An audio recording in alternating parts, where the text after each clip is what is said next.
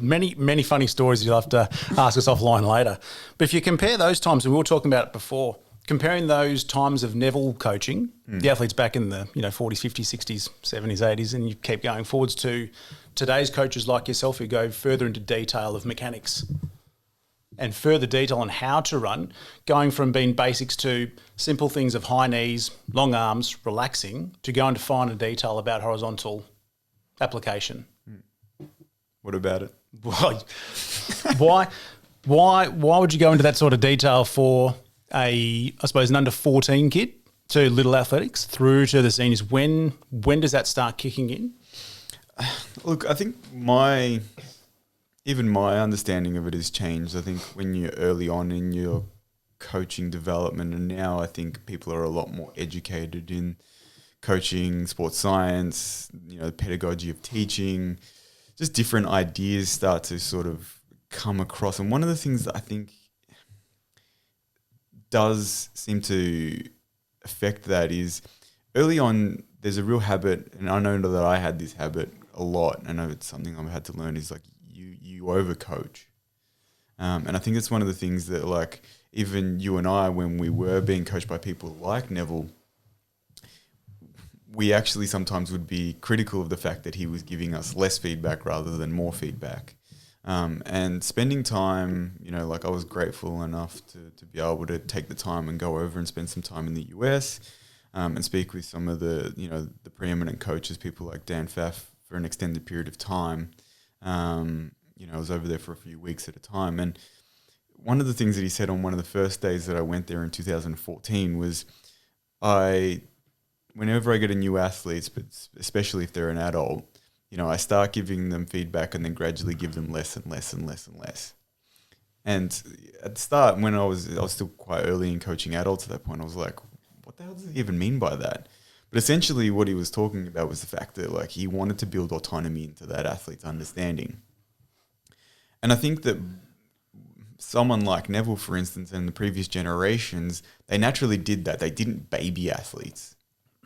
What they did really well, and this has taken me a long time to realize, because I think, I was petulantly very critical of, Neville's understanding of, say, scientific application, was that the way that they designed their training actually started to gain the outcomes that they wanted without necessarily cueing or coaching it.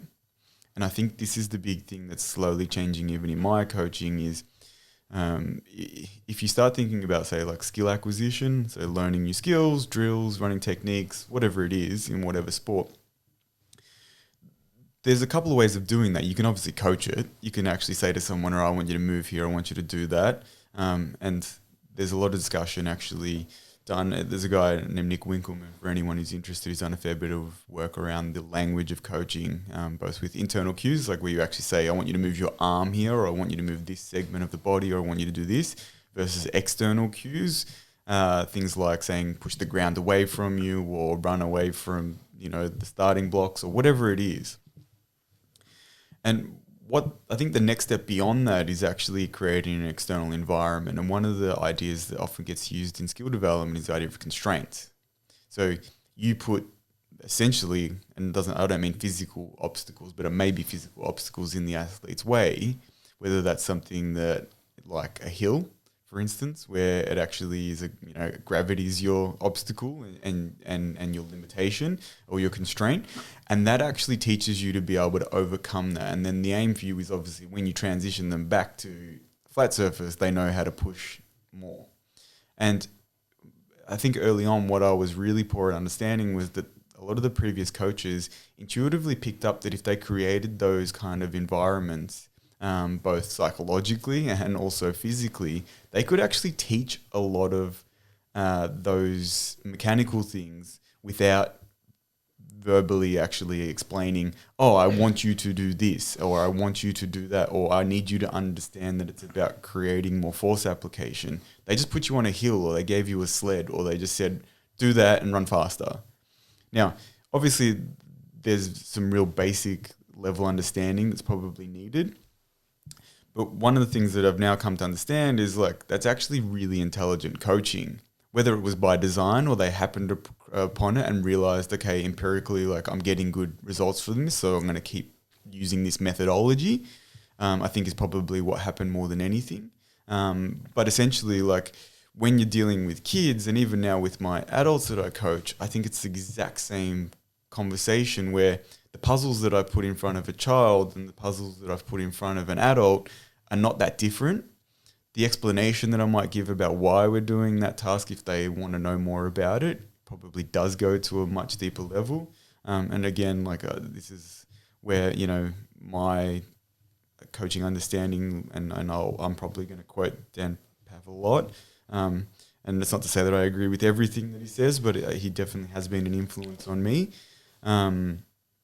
In ideas like he speaks about the idea about when you're teaching, you know, are you teaching at primary school level, secondary school level, tertiary level, PhD level? And I think that's really essentially the difference. So if you've got a kid who is 12 and has never done anything, maybe you design the task, you say, okay, I don't really think that they're applying much horizontal force in their acceleration. I'm going to make them run up a hill, or I'm going to give them a very light sled to pull, or a prowler to push, or I'm going to, you know, create some sort of resistance with a band, or I'm going to make them wear a weight belt, or whatever it is that you're trying to get out of them understanding how to apply more forces in whatever direction you're trying to do it with.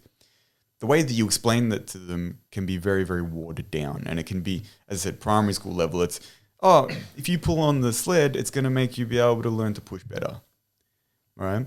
Whereas when you then do the review with someone you've been coaching who's 25, 26, 27, 28 years old, the conversation can be, oh, okay, like you can see here that you're not creating enough horizontal projection, and it's meaning you're having to actually put your foot down early, and therefore, like, I need you to be able to keep this angle and I need you to play with that. They're different conversations, but essentially it's the exact same thing that you're trying to get across.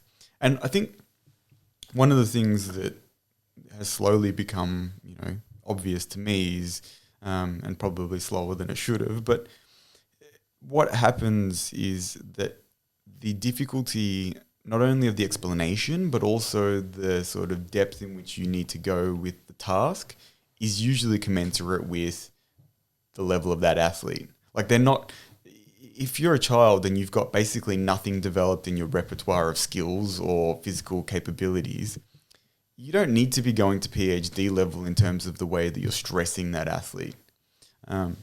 And we can talk about it now if you want, and it's some stuff that I'm working on. But like my colleague and I, who works with me at Melbourne Athletic Development, Jack Williams, are doing a fair bit of work at the moment, some writing. We're looking at actually publishing some work and potentially a book even. But one of the things we've been talking about a lot is complex adaptive systems. And, you know, as a human, you know, because we have so many inputs and so many modulators and so many systems active, even in a skill developing kind of realm, one of the things we've been talking about is the idea of like, if that system is mature, i.e., you know, in the sporting sense, it's got a training history or it doesn't, the way in which you actually envelop those kind of stresses to that system or that person or that athlete is probably, again, going to be commensurate with the level of maturity.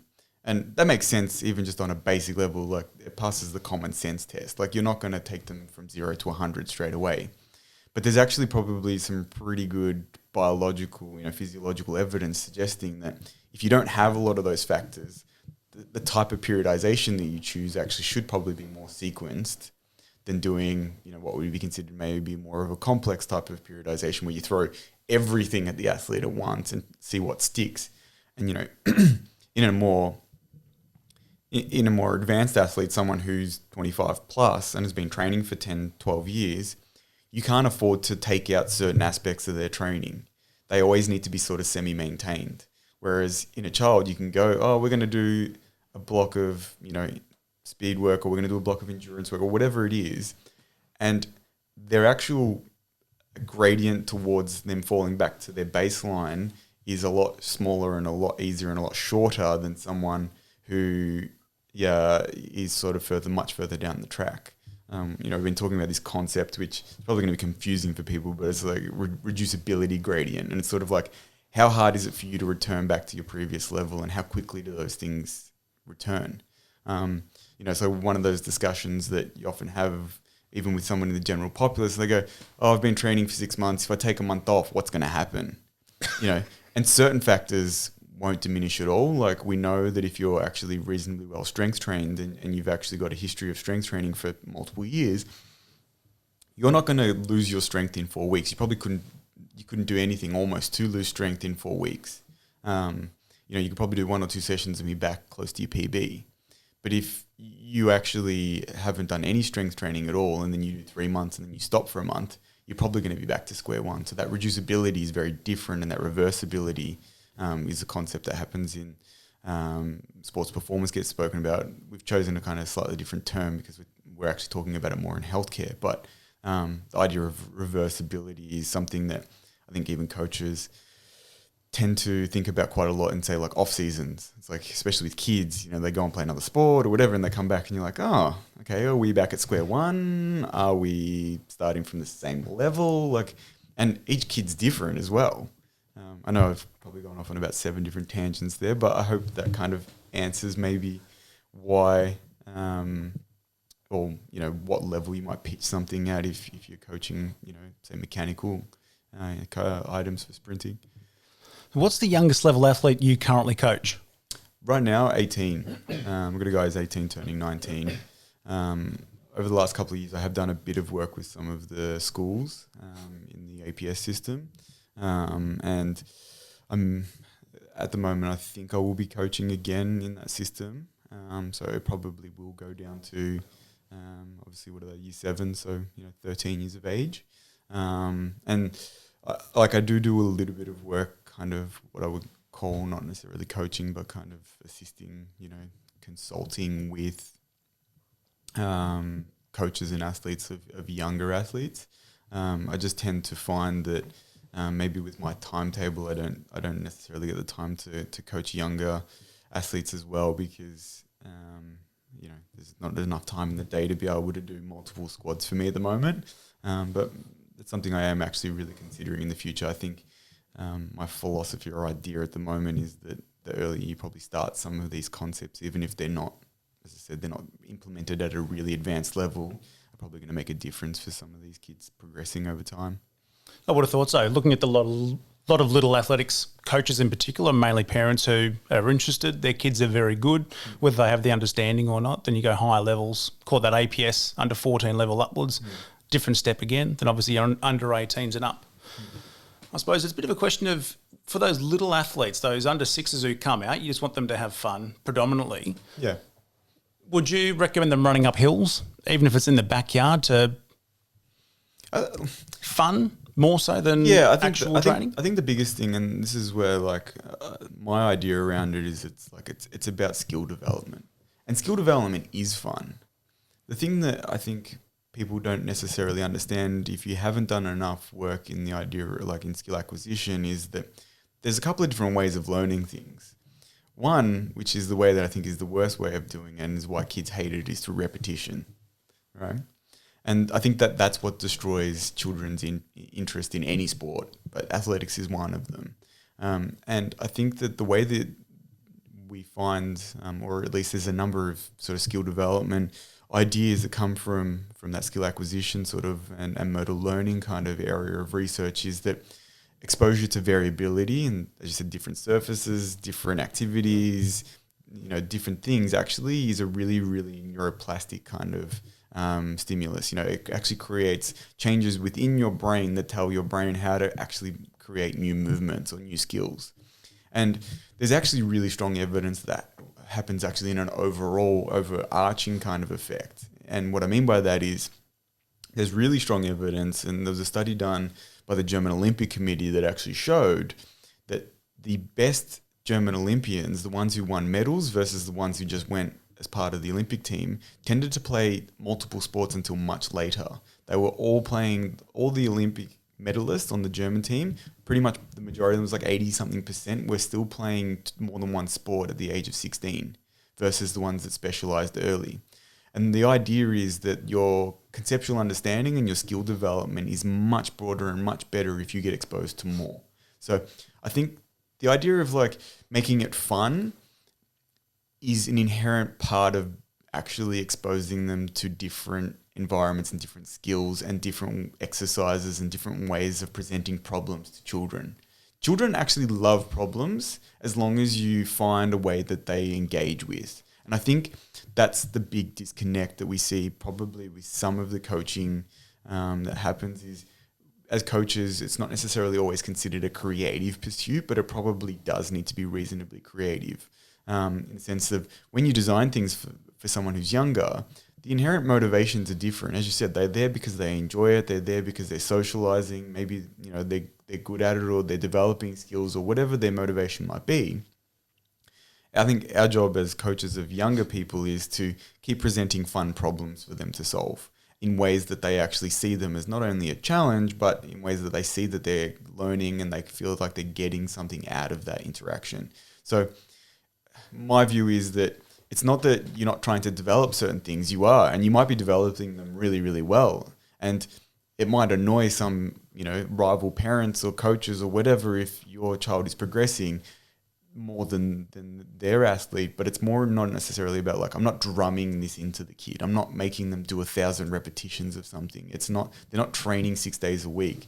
What I'm doing is I'm presenting problems for them to solve. And if they can do that and enjoy that process, then I don't think that there's any sort of limitations on how far you can take some of those things. Like obviously there's certain things, like as I said, you're not going to expose an athlete who's 7 years of age to really, really advanced training when they're, say, skeletally immature, right? Because it probably poses inherent risk to multiple systems, metabolic systems, and we see some of these weird things happen in gymnastics where they push really hard, and you get even, say, some of the female athletes, their menstrual cycles are actually adjusted because of, and their actual development is adjusted because they have been training at such an advanced level.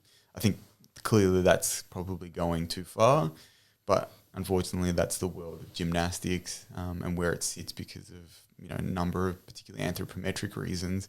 You want to try and maximize performance by the age of about 16 to 18, which we don't have that problem in athletics, which is something that needs to be educated, I think, more, that it's a long process with athletic pursuits often. So if I look back on not only our development in athletics, we both did football in a winter sport, with coaching my girls under 10s, or assisting coaching, I'm not coaching that at the moment, but the girls who were doing netball, who were doing the other sports, are much better skill development, can move their bodies a lot easier than the other girls who don't do a thing at all. And if I go from football to athletics to jiu-jitsu, which is incredibly different, I can't move my body anywhere near as well as the other guys can. Obviously, I'm white belt, I'm very bottom, but that skill, motor skills, basic movements is nowhere near the same as some of the guys would be. Breakdancers seem to be a great way to go. Maybe get them into athletics. That'll be fantastic. But in terms of a fitness level, on top of that, is there a sport, say through winter, football, soccer, whatever it might be, hockey, the kids come into the athletic season because they won't start till August, September. Is there a sport that tends to have a better fitness base when they come into athletics than others? I guess it depends on the specific athlete and what sport they do and maybe what position they play in that sport. For instance, the sports that tend to actually transfer well are like your field sports. Or even any other sort of more speed power based sport. But essentially, like, it's more about, are there competing interests? Like, one of the big things you see, like the most aerobic of or most aerobically demanding sports, you would say, of field sports is probably AFL football, and that's just because of the size of the field. And sometimes there's actually quite competing interests that happen. So, and some of that's driven by like the desires of that athlete and where they want to go with their long-term development.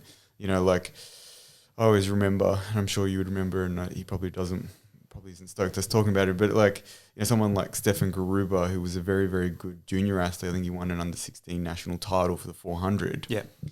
Come year 11, year 12, he was trying to get drafted, and he ended up going and playing some seasons in Sydney, I believe. Yeah. He was doing training that really wasn't commensurate with his actual event. his best event was probably 1, 2, and 400. I remember days where he was getting ready to try and run a 3K time trial because that's what the TAC, it was the TAC Cup. Now I think it's the NAB League. At that time, that's what they were trying to develop. So it was this weird conundrum where he had to get ready for the draft, combine sort of stuff. And he was like trying to get ready to do a 3K, yet his best events are much shorter.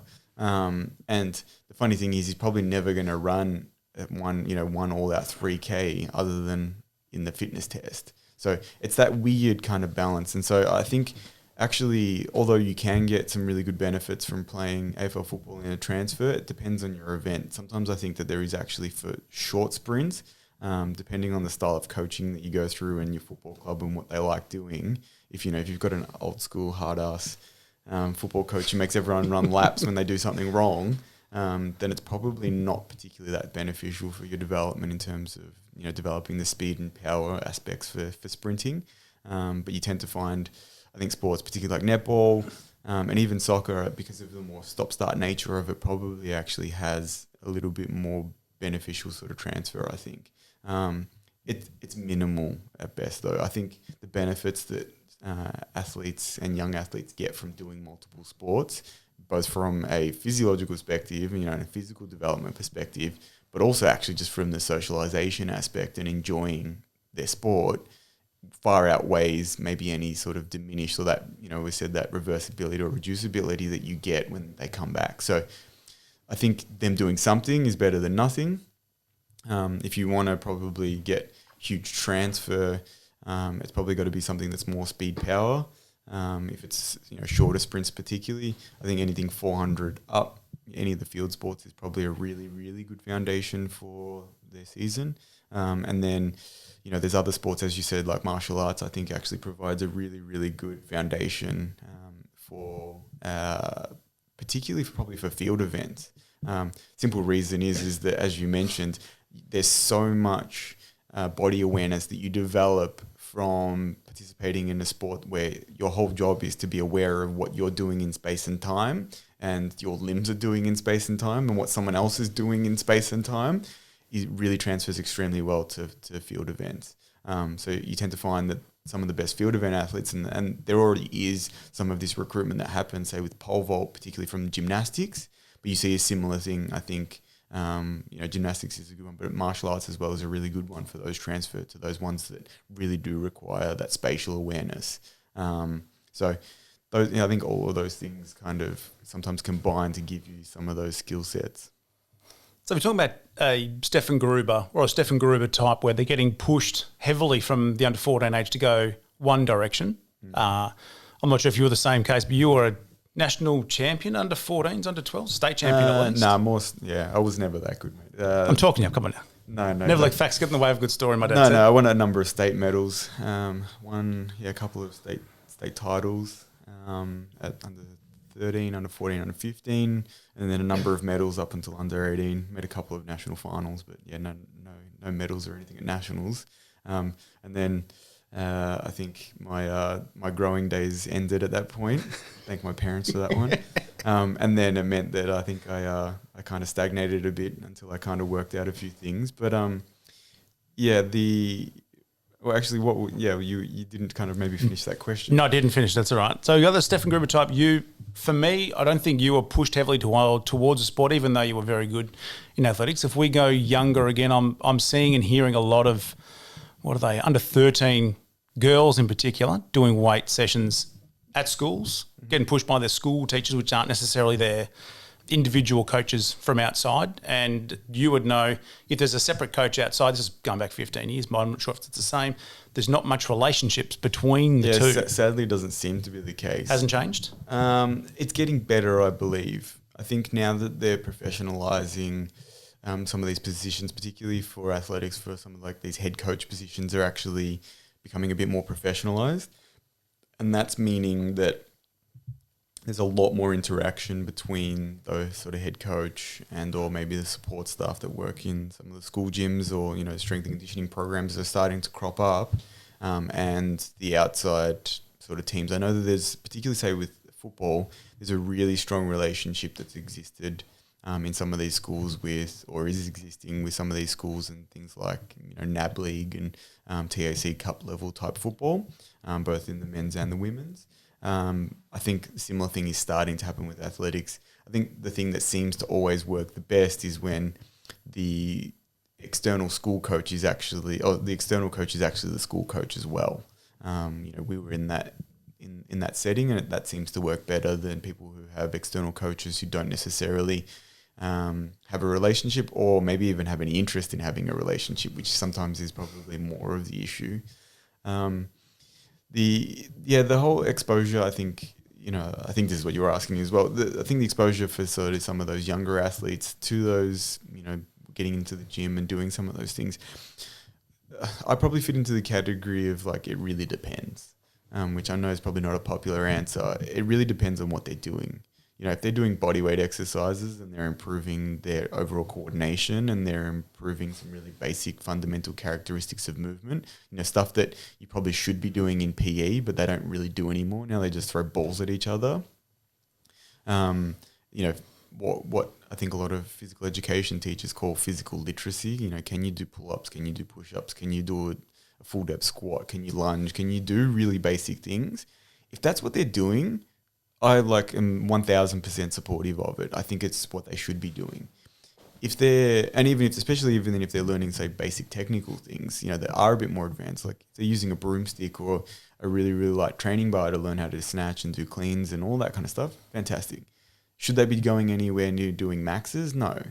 They're just not anywhere near, as we spoke about, the maturity of the system. They're just nowhere near the need for that development of stress. And in fact, they actually can't even develop, or they don't have the capacity to deal with those kind of stresses. So you're going to end up causing all sorts of stupid things. And, we haven't really spoken about it as such, but, in my role as a physio, that's where you're seeing, young female athletes or even young male athletes coming in, they've got stress fractures in their back. And you're like, this is ridiculous. How are you getting a stress fracture? And you find out that they've been training 6 days a week. And it's like their system is not ready to deal with that level of stress. Right. And there are the anomalies. And the reason I say that, the anomalies are the people who have been training gradually and building that up from the time they were 7. So you can't do it, but that person's system is very different to their friend who has only just started doing it. And there seems to be, in certain circles of athletics, there seems to be people, I don't know, I think this is probably a worldwide thing, but obviously I'm talking on behalf of Australia. There are a lot of people who I think are patting themselves on the back for getting juniors to do very well. I know it's a big issue that happens in little athletics, and it's a big issue that I think happens at the school level, and I think it's a big issue that happens sort of up until maybe world junior levels, under 20s, and then everything seems to fall off a cliff. And some of that is sociocultural things. But I think some of it's got to do with what we spoke about at the start of have you presented interesting problems to the athlete, and are you building their capacity for learning in a much more broad sense? Have you allowed them to play other sports, develop other skills? Have you presented training that's not repetitious bullshit that they are sick to death of doing because they've been doing it since they were 12? All right. And that's the appropriateness, is not necessarily I think you have to break the appropriateness into what is the level of stress that they can actually absorb as a training stress, and some of that is, emotionally as well as physically and psychologically and all of those things, and what is their actual capacity to deal with that? Because you can probably expose them to a lot, but they're not capable of dealing with it, right? And then based on what I was saying earlier about the immaturity stuff, if you present really advanced stuff, what does that mean for their long-term capability? There's some really, really good researchers in the area of, physical development for youth. A couple of guys have done a lot of work, Gregory Myers and a guy named Avery Fagenbaum, who've done heaps of work on it. And essentially what they show is that, if you implement the right type of training and expose people, even from a young age, you actually expand their ceiling. So if you introduce interesting problems and, learning to kids and skill development at prepubescent, you get a much higher capability than if you introduce it during puberty versus if you introduce it after puberty. And I think this is something that I'm even noticing is probably one of the drivers for why, you asked what age I coach. One of the things that I'm sort of looking at of why I think I need to start coaching maybe at a little bit younger is I think sometimes if you don't actually expose people to some of these problems, no matter how simple they are, early enough, you end up in this situation where you've missed development windows and you're not getting them back. You know, like you can push it at certain levels, but it's probably, I think, why we see people go too hard too early on certain things, and then that person's lost that development window, and then they get to 20 and they can't make the next step, right? And there might be some nuances of why they're not making the next step, but I think sometimes it's got to do with what they did in those preceding 4, 5, 6 years. You know, and some people have talent and they can just jump that gap, straight become a senior, you know, high-level senior athlete. But a lot of people, I think, can develop into a good high-level senior athlete as long as they've kind of gone through the right steps. And that's something that's probably prompting me to think about, do I need to get more involved a little bit earlier, even just from my own general interest and of developing as a coach as well. As you know, I have coached at a younger level, but not 12 months of the year or 6 months of the year, whatever it is. It's usually just for the school season, to try and implement some of these ideas that I have about developing skills earlier, because there is evidence to say that you probably can actually expand their envelope for overall performance. I would have thought you can. The years I've coached, I haven't really coached anyone over 18, 19, 20, my age when I stopped running. Most of the time you've got that 6 months. They've got their winter sports that I'm always pushing them to do. You need to get away from the track. Everyone knows it's crap during winter at the track, and we're talking about adults don't like that. So when you look at a kid perspective, it's not going to be fun. It's not fun at all. Running around cold. in the cold, the rain, the dark, the lights. It's not a fun environment. No, so you've got to throw them away for 4 months. Well, that's where even like you mentioned things like some of these younger athletes getting into the gym. I'm not against it as well, in the sense of like, if that's what they're doing during the winter because they don't want to be outside in the rain, and you think you actually can get some development of certain aspects that you want, as long as it's done in an intelligent kind of manner, it's presented properly, maybe that's a better way of approaching the problem and getting them to play their netball or their soccer or whatever it is, or their footy, instead of saying, no, I need you to be on the track and doing 200 reps, which, I don't think kids find fun, and I don't think adults find fun. It's like, it's been one of the revelations for me when in my coaching development was when I realized, like, hey, we don't need to do the sessions that we were always told to do to develop certain performances, because I don't enjoy doing them, and I know my athletes don't enjoy doing them, and just because historically they've been used doesn't mean that they're actually effective. Sometimes people like. I always like the saying that sometimes people succeed despite, or in spite of the application of training that they've had. And I think that happens. Some people just have talent, and if you expose them to some level of hard training, they get better, even if the training's kind of rubbish. Plenty of those sessions in the past.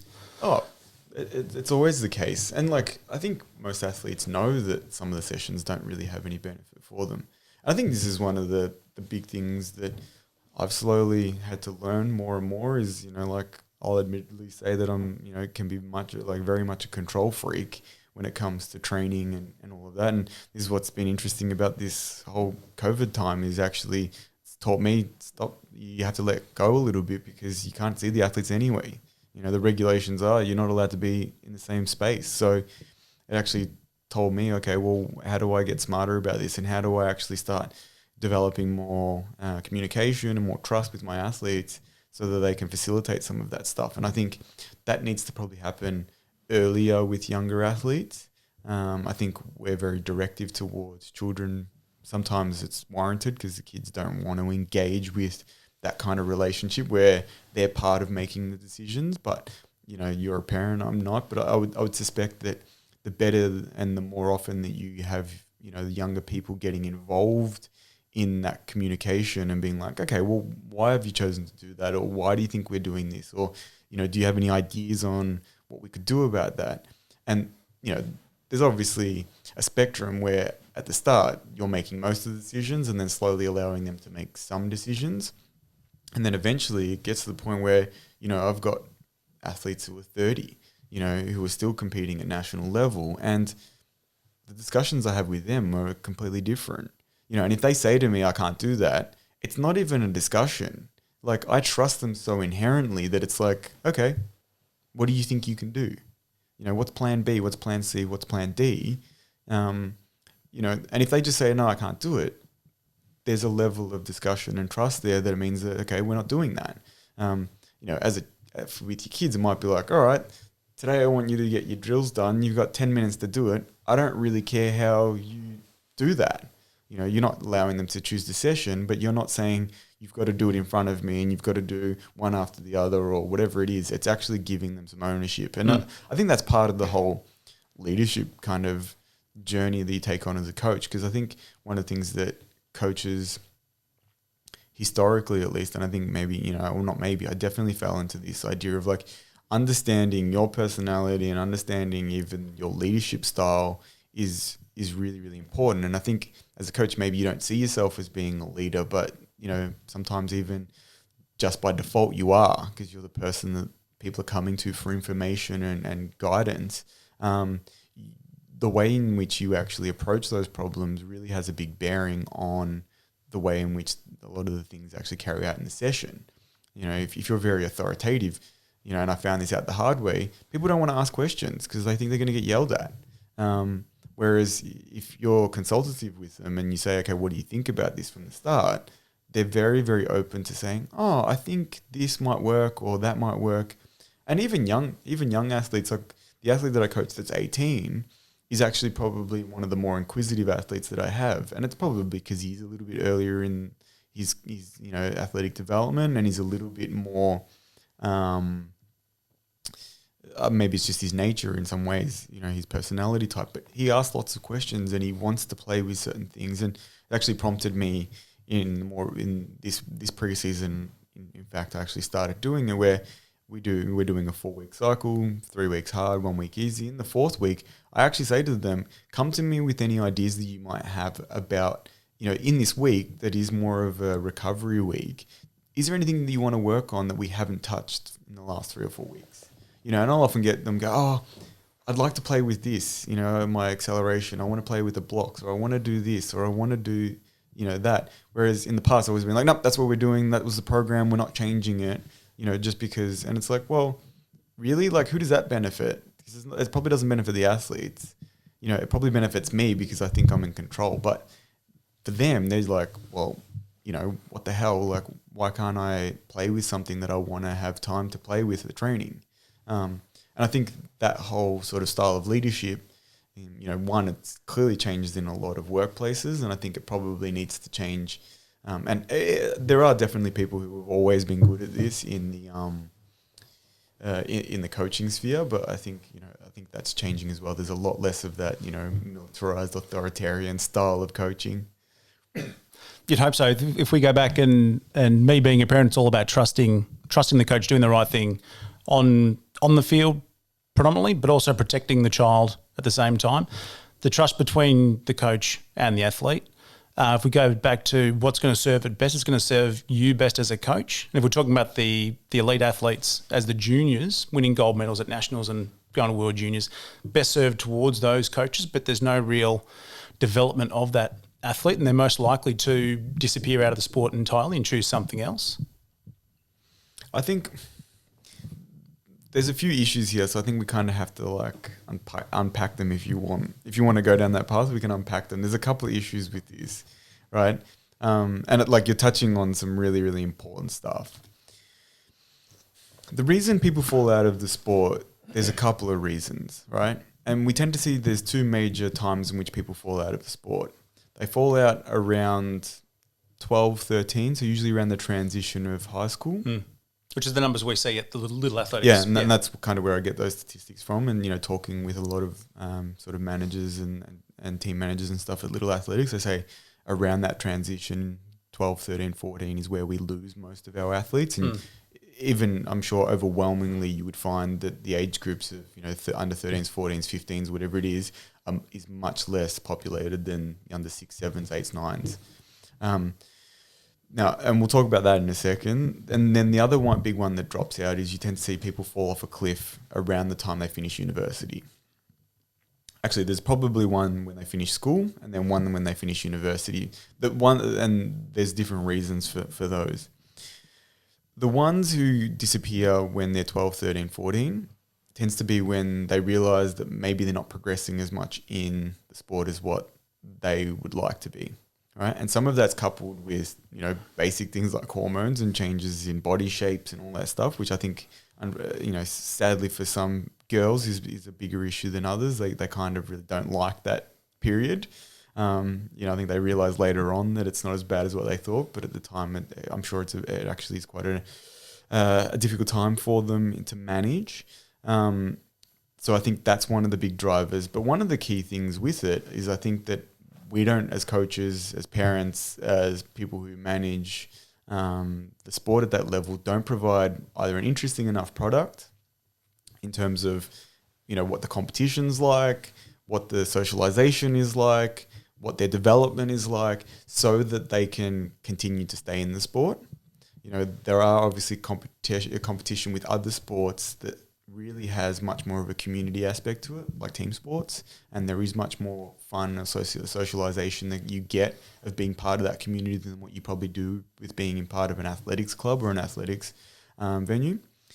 The other major issue that exists, and I think this is one of the really big problems with athletics, is there isn't a very clearly defined development pathway. So the transition, particularly from little athletics to what people tend to term seniors or the amateur sphere, is actually horrendous. The product that they offer and the competition is shit, right? And I don't blame younger people for going, I don't want to continue on after I finish little athletics or I get to the later years of little athletics, particularly if I'm not excelling. The thing that, and like there's a lot of reasons behind that, and they seem to slowly be kind of getting filtered. There's this idea of one sport coming through, which is the combination of two. And I saw the other day, athletics, one athletics, and I think the other day I saw that WA had actually come to an agreement.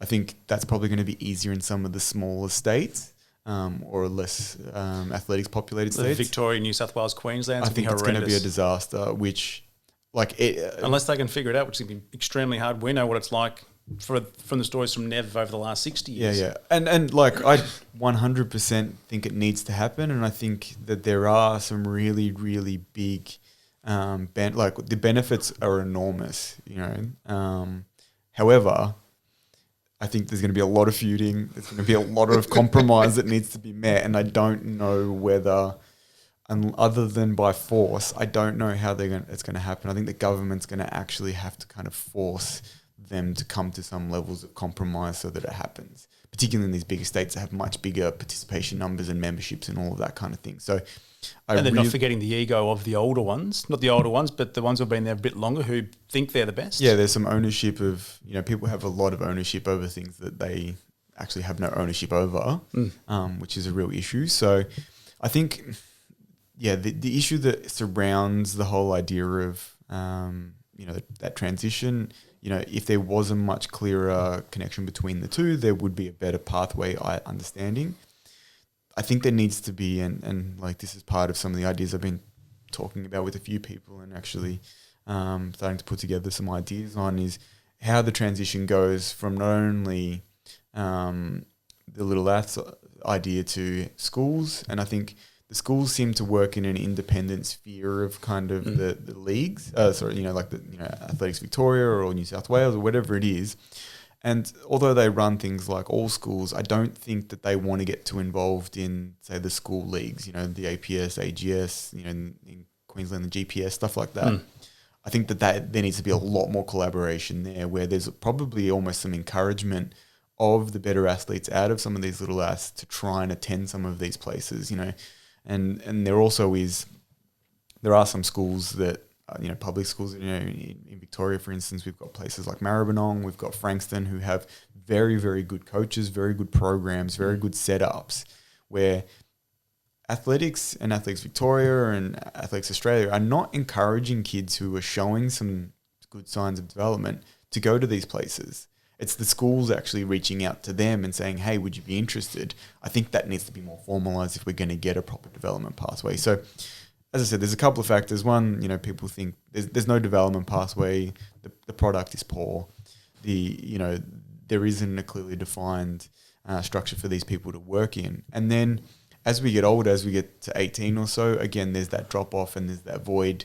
Once you reach, say, the end of school, a lot of people do it for the socialization factor. And then once school's finished, actually joining a club is a little bit of a step for some people who maybe haven't been in that environment. And the actual, as you know, and we've been involved in, the APS competition that happens every year, which is a school level competition, is the best atmosphere that you'll probably ever compete in front of. The only place that I've competed outside of that, and including places like nationals and stuff, that anywhere is near as good is somewhere like Stawell. Everything else is rubbish. And I think that's one of the things that the sport doesn't really seem to want to take notice of, is that you're not offering a great product for people to want to stay involved in the sport. If they go down to a weekly athletics competition, not only is there not a great amount of socialization that occurs with the people that you like hanging out with, the actual competition is boring. You're waiting around for a really long... 8-hour competition. You're waiting around for a really long time. And so these cause massive issues. Then I think, as I said, the third drop-off is sort of... And it's actually something that, I don't know, for those people who follow athletics and are a little bit interested, probably not many of us, but... if you want to hear about issues with transition, I think there's a big transition that occurs between that 18 to sort of 22, 23, that is usually from people who have talent, maybe are doing well at national level. You've got to get from there to being really competitive at the national level or pushing towards teams. And one of the things that happens is, so if you're interested in a little bit of this story, I would encourage you to listen to. There's a podcast with Educator, he did it's on YouTube through Athletic Productions. He talks about this because he was a very talented British junior guy around 10, 16 to 18, and then was like, okay, how do I get from here to actually being on a national, international senior team? But one of the things that happens is our system doesn't actually have a pathway for people. Once you finish, say, university, where do you go? What do you do? You either have to get a job, which it's another discussion for another day maybe, but is definitely possible for people to take on full-time work and keep training. But there isn't necessarily the resources placed around these people. Maybe their coach isn't in a position to wait for them to start training at 6 o'clock, or the rest of their training squad. Maybe, the club that they're with doesn't necessarily understand the level they're training at and provide access. And really dumb practical things like, oh yeah, the lights get turned off at 7:30. And it's yeah, but I got to the track at 6:15. By the time I warm up at 7 o'clock, I've got half an hour to finish my session, or too bad. And it's those are really basic practical things that limit people from realizing, oh wait, I can transition to something like work. And in Australia, it's different to lots of other countries. We don't have a particularly broad funding model. You do need to basically be at the level to get the funding. It's even worse in states like Victoria, where you have to make a team essentially, either World Juniors or a senior team, to get into somewhere like the VIS, which is different to other states like Queensland, who is much more supportive of allowing people even to at least use venues and things like that, and the Queensland Academy of Sport. So there's a big drop off, and it's one of the things that I've been really, really strongly pushing, and trying to work on really early. One of my athletes he came to me when he was about 19. He finished uni at 21. We were talking about him and what kind of jobs he would be interested in doing based off his education about 18 months before he even finished university. And luckily for him, what we were able to do is, make some, contact with some of the people in our network to say, hey, it's still 6 or 12 months away, but this is what he studied. Is there room for him to come into a role where he might be able to work and leave work at 4:30, 4:45 every day, or on the training days that he needs to be at the track by 5:30, and you're accepting and flexible towards that. He'll make those hours up even if it has to be on a weekend, but can he leave at 4:45?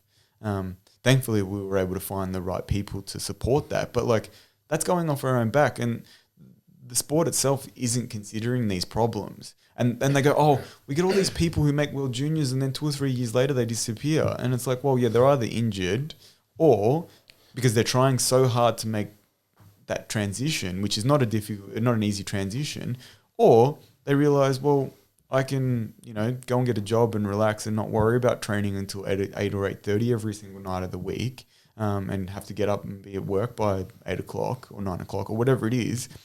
Or, I can nearly kill myself to get there, and then if I don't quite make it, I don't get anything. Not even a pat on the back. And that's, as I said, it's probably a long-winded, and I'm sorry for draining some of people's attention with that, because it's probably a gripe that I hold that, I hope changes. But it seems to be that some of these issues are consistently limiting the progression of athletes through the system. Like we've both gone through that. We've also witnessed Mr. Aaron go through that scenario, even with sponsors on the side not wanting to sponsor, even though he's the only sprinter going to a World Junior Championship. There's nothing really supporting any athlete. But if you put a footballer hat on, it'd be a very, very different situation. Yeah, and I think that's a massive failure on the part of Athletics Australia and each of the the bodies underneath it, the governing bodies underneath it, and fundamentally, the main reason why I think that there needs to be one athletics and one sport is because the way all sports generally work, who are in more of that government-funded model, is the broad membership base pays for the pointy end, the high performance. The idiots at Athletics Australia aren't willing to give some compromise to realise that actually we need little athletics in order to actually kind of fund not only the administration of the sport, but development pathways, coaching and coaching development, and also, allow athletes to have a better resourced kind of environment. It may not directly mean funding, but they've got a more supportive environment. We have venues that are willing to work with them, that are going to support them being able to move around or have flexibility around working and transition and all of those things. At the moment, there are very, very good people working in some of these places, but they seem to be hamstrung by some of these limitations with things like, the base not necessarily supporting what's happening at the top end of the sport. And there is quite a divide, I think, that occurs between community level and high performance pursuits. Whether you're actually high performance or not, but trying to train at a high level, they're very different. I know we spoke about this before the podcast about, a lot of athletes do train in the community. They train at their local clubs, and somewhere like Victoria, we're lucky to have a lot of tracks. However, we don't really particularly necessarily have a high performance mindset, and that seems to come down to the individual club. You get clubs, even in this area close to where you are, as you said, you've been doing some work at Croydon, that's more of a community level club. You go to Ringwood, where they have traditionally had a lot of, say, Australian representatives or World Juniors or whatever, they have a much more high-performance mentality. Now, it doesn't mean that they don't accept community-level athletes, but they kind of have this idea that if you're there and you're training seriously, you're going to be supported with access to the gym and the track and all of those kind of things. You go to these more community-level clubs, it's like, yep, Tuesday, Thursday, and that's it. We're not helping you outside of that. And even then, it's like, we've booked the track, but, the lady with the pram can still walk around.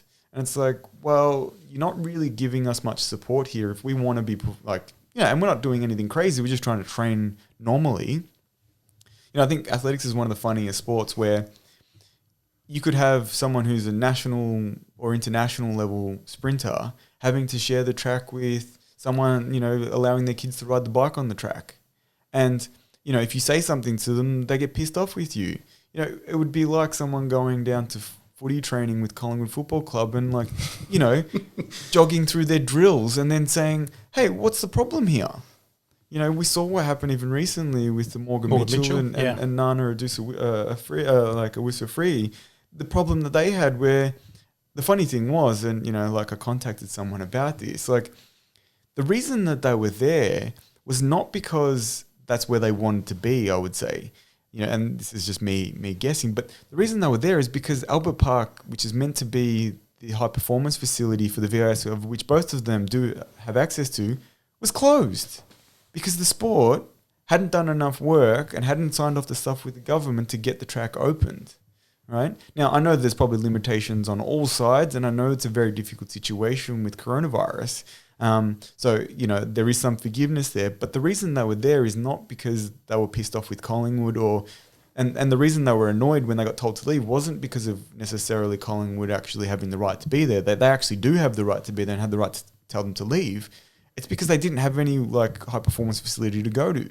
And that in itself is one of the major problems we face as a sport. And until kind of that idea of okay, there's community sport, there's high performance sport. How do they interact? How does the public interact with some of these public settings? How do we police some of these things? And when I say police, it's not to keep people out. It's a safety thing. I know we spoke about it before. The number of people that I've seen who are running around oblivious with headphones in, get run into or nearly die,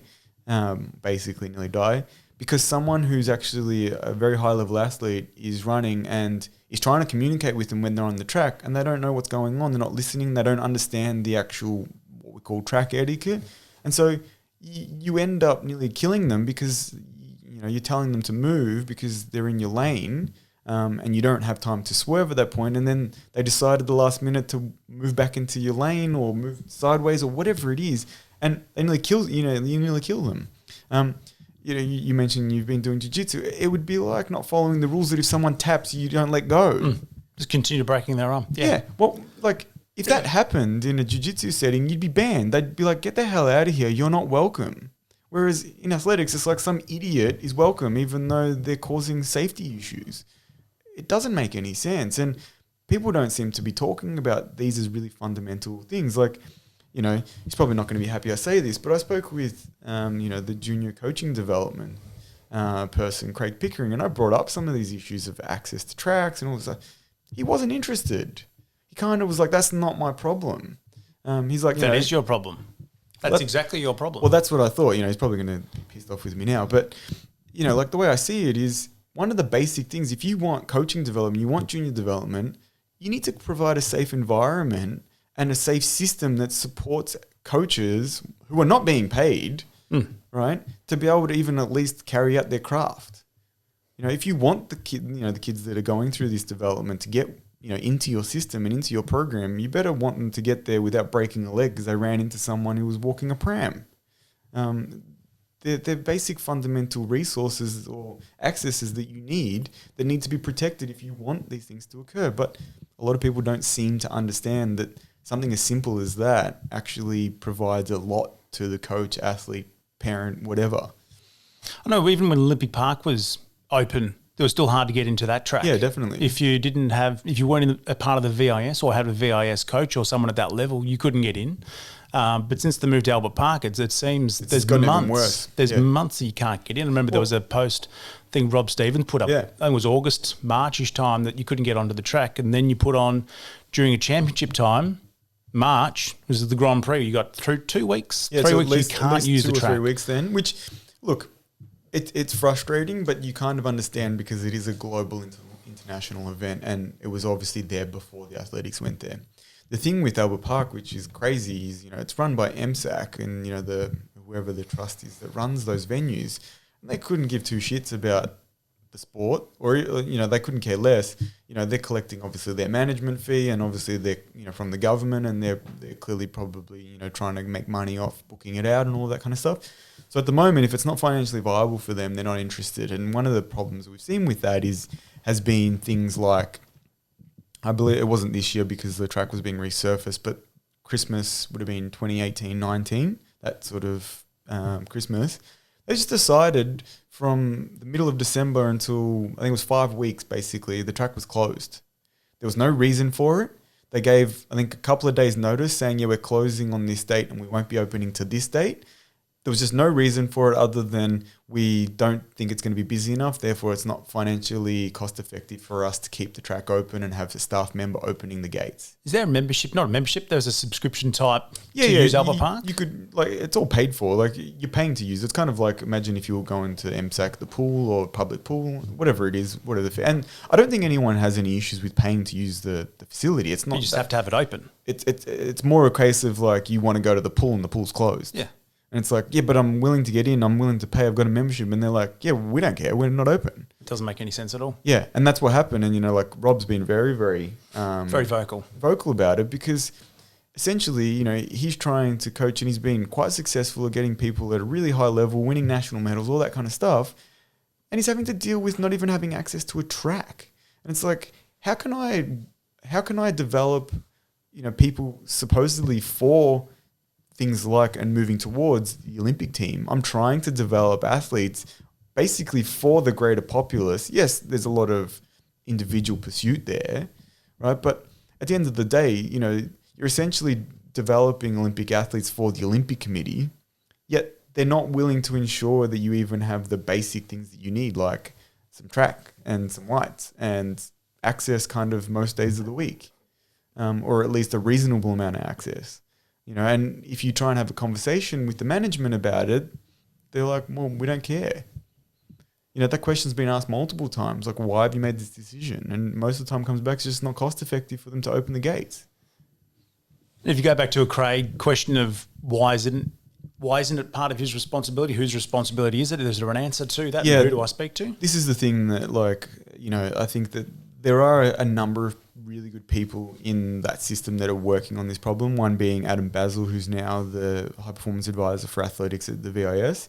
And, him being an Olympian and a top athlete himself, he really understands. He's worked in high performance sport for a while. He understands that it's a major issue. And from discussions with him, he's really trying to push, those factors. He has said that there are some limitations, which he hasn't voiced exactly what they are, but it's not as easy as like just telling them to open it up. Athletics seemingly doesn't have the power to kind of enforce the management to operate like that. So I know that he's really pushing, and a couple of people are really pushing for it. Where they get, I don't know. Clearly, at the end of the day, it's obviously going to come down to the government and, the sports minister and the agreement that, the sports, whether it's, and the trustees of the facility. So, the management, athletics, South Melbourne Soccer Club, VIS, what, as all co-tenants, what actual relationship and what legal agreements do they have in place with the government to ensure use? There seems to be, some conjecture about how good the agreements are for some of the sports, particularly athletics being one of them. So I think they're working on it, and interestingly, we'll see whether something comes of that soon. Hopefully it does. Which would be nice. But if you look at all the governing parties over the years, if we look at athletics in particular, and wanting to take more control than the other, we're looking at this one athletics, and there's mentions of how you're going to split little athletics to seniors and that transition. If they're looking at taking it to under fours and kindergarten age, and then where do you stop little athletics? Do you bring it back to under 12s and then seniors goes from 12? Or do you go at kindergarten all the way through to under 18s like any other sport would do? And then how does that work out? If you look at little athletics, it's really up to each centre to provide the athletics product that goes out. Then you get seniors, which is all done by AV and the people in the offices there. I suppose the question is, how does that work out as a future? Obviously there's so many different iterations of how it could work. I've got my own ideas, and, some of them I think are okay and some of them are probably rubbish, but I think that there needs to be a lot more involvement, in my personal view. There needs to be a lot more involvement of the transition from little athletics to, say, school systems. And I think that there should be the school system should actually replace a lot of the stuff that happens with what would be considered junior level with AV. And the reason that I say that is that I think that if you were to fold some of the school level competitions and create new competitions and more team-based things, there are some stuff like the knockouts and all of that, there would be an opportunity for there to be a major development pathway to happen within the school system, and then the transition would be to more club level athletics beyond that. And I think, there would have to be links between schools and clubs and all of this kind of stuff, which the big problem that you face with all of this is people. Change is not difficult, but change management with people is very difficult. And the reason is because obviously people have their different views and they think their idea is more important or their authority is more valuable. So I think the thing that is really clear is probably at least until under 12 or under 13, the product that gets provided to little athletics is working, right? What happens beyond that, I think, is where there needs to be some change. And then beyond that, as I said, we spoke about before, beyond 18, beyond 21, 22, there needs to be some changes again. And I think the biggest thing is the competition structure drives the development structure more than the other way around. So if you have really good competitions for people to aim towards and things that they want to do and things that they find enjoyable, whether that's a week-to-week competition or whether that's championship-style competitions or team-style competitions, it drives people to want to be involved and it'll drive them to a certain level of performance. Like for anyone who's very, very interested in athletics, like probably the best junior competition in the world is the Jamaican Schools Champs. The atmosphere they get there is insane. They're getting 50,000 plus people to a school competition, and tickets are sold out. It's a 4 or 5 day competition. You can't get into the stadium. It's live on TV anyway. And people are trying to, people are trying to get in even when it's live on TV and they don't have a ticket. So that's probably, the level. But what that drives and what's actually allowed probably Jamaica to be so successful is because there's so much interest in it, the level of performance goes through the roof and the level of development is so much greater because there's such a desire, there's such motivation to do well in competitions like that. Now, does that have some of its own dangers? Yes, because you get people who are trying to absolutely or are applying way too much training, way too much stress to these athletes to perform at that competition. But what it's also meant is that Jamaica, a country of a very small population, has actually been extremely successful in the sport of athletics because it has the culture, it has the competitions to drive development. And I think this is one of the things that isn't being discussed of what are the competitions and what are the competition structures that are going to drive a clear pathway. If you look at, say, football, and one of the reasons I think it's so successful in stealing, so much of the talent pool is kids know you start playing junior footy, which would, at your local club, which would be similar to your little athletics. And then you get to 12, 13 or 14, and then there's these regional clubs, these NAB League or TAC Cup, and they start taking notice and they start, as you said before, patting you on the back and saying, oh, you're not too bad. Or actually even before that, you might have the rep team, which is, the interleague stuff, right? So you start getting patted on the back with that. Then if you do well at the interleagues, you start getting into, these teams for the NAB League. And then if you're doing well there, you make the state teams. And if you do well in the state teams, you get into the drafts and then you'll obviously end up at an AFL club. Now, that in itself is 3 or 4 or 5 different steps that along the way, exactly what you need to be aiming for, right? Because the competition structure is there. And because the competition structure is there is a development structure. People know I need to do well at my football club. Then I need to do well to get selected for the interleagues, and then I need to play well there. And if I play well there, then I can go to NAB, and if I do well at NAB, I'll get drafted. Or I'll go to the state team, and if I do well in the state, the state competition that gets held, I think usually it's during these school holidays. I don't know if it's happening this year, but I'll get drafted. You don't have that with athletics. What happens is if you're good at little aths, they kind of go, well, do states and all that kind of stuff. And it's like, okay, cool. Well, you could win that or you could even win junior nationals. There's nowhere to go after that. It's like, all right, join a club. Which club? Like, why have I gone to that club? Is it just because it's the local club? Or is it actually like, are they good coaches there? Or am I just, and not everyone's in this position where they can make those sacrifices or even discerning enough to understand. It's like one of the big things that I think is a major issue with athletics in Australia, but probably in Victoria is, and this is, I'm part of this group, so I'm criticizing myself, but I don't think that there's the talent out there in coaching. And it's not anyone's fault other than the reason that occurs is because there isn't the opportunity to develop into a good coach. All right. And there's a big issue with this that exists. All right. Now, it's not to say that there aren't really, really elite level good coaches. I just don't think there's enough of them. And the reason that I don't think there's enough of them is because there aren't opportunities for them to develop. Now, there's no financial reward really for coaching, particularly at a high performance level, right? I think there's only a few coaches in Australia across the whole of Australia that are paid and are paid at a reasonable rate. Otherwise you're working in the school system, which you can get paid reasonably well to work in the school system, but it's usually a short season, a short program, and then outside of that, you need to come to your own arrangement or find your own way of funding that. And I think what's driven the changes in the development of coaches, and this is one of the issues we face in Victoria. I remember having a conversation with the person who runs Lisa Verstraeten, who's a coach herself, but she runs the education part of Athletics Victoria. She said, we've got this issue where a lot of our coaches are really old, especially our more experienced and really good coaches, international level coaches. I said, yeah, of course. She goes, why? I said, well, with today's day and age and the cost of living, you can't afford to give up every afternoon of your week during your prime, financially earning years to develop your skills as a coach. Volunteer coach. Well, sometimes you get paid. I think it's really important that we start professionalizing some of this stuff, and people do charge athletes, right? Swimming coaches charge. Why do athletics coaches not?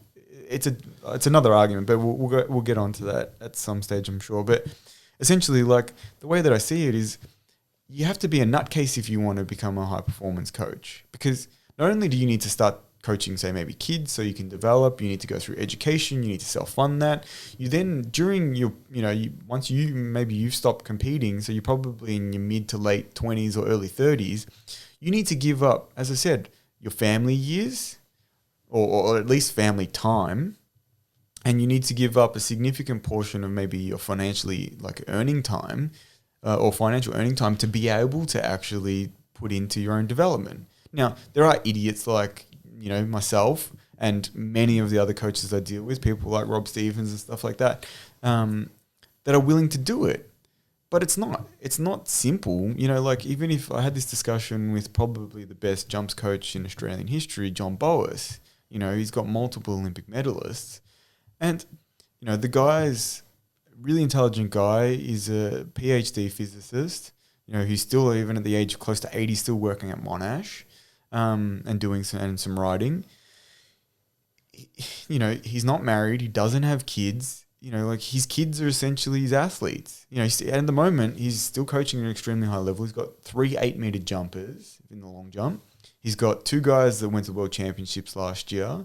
So, he's basically given up a large chunk of his life to devote to the sport that he loves.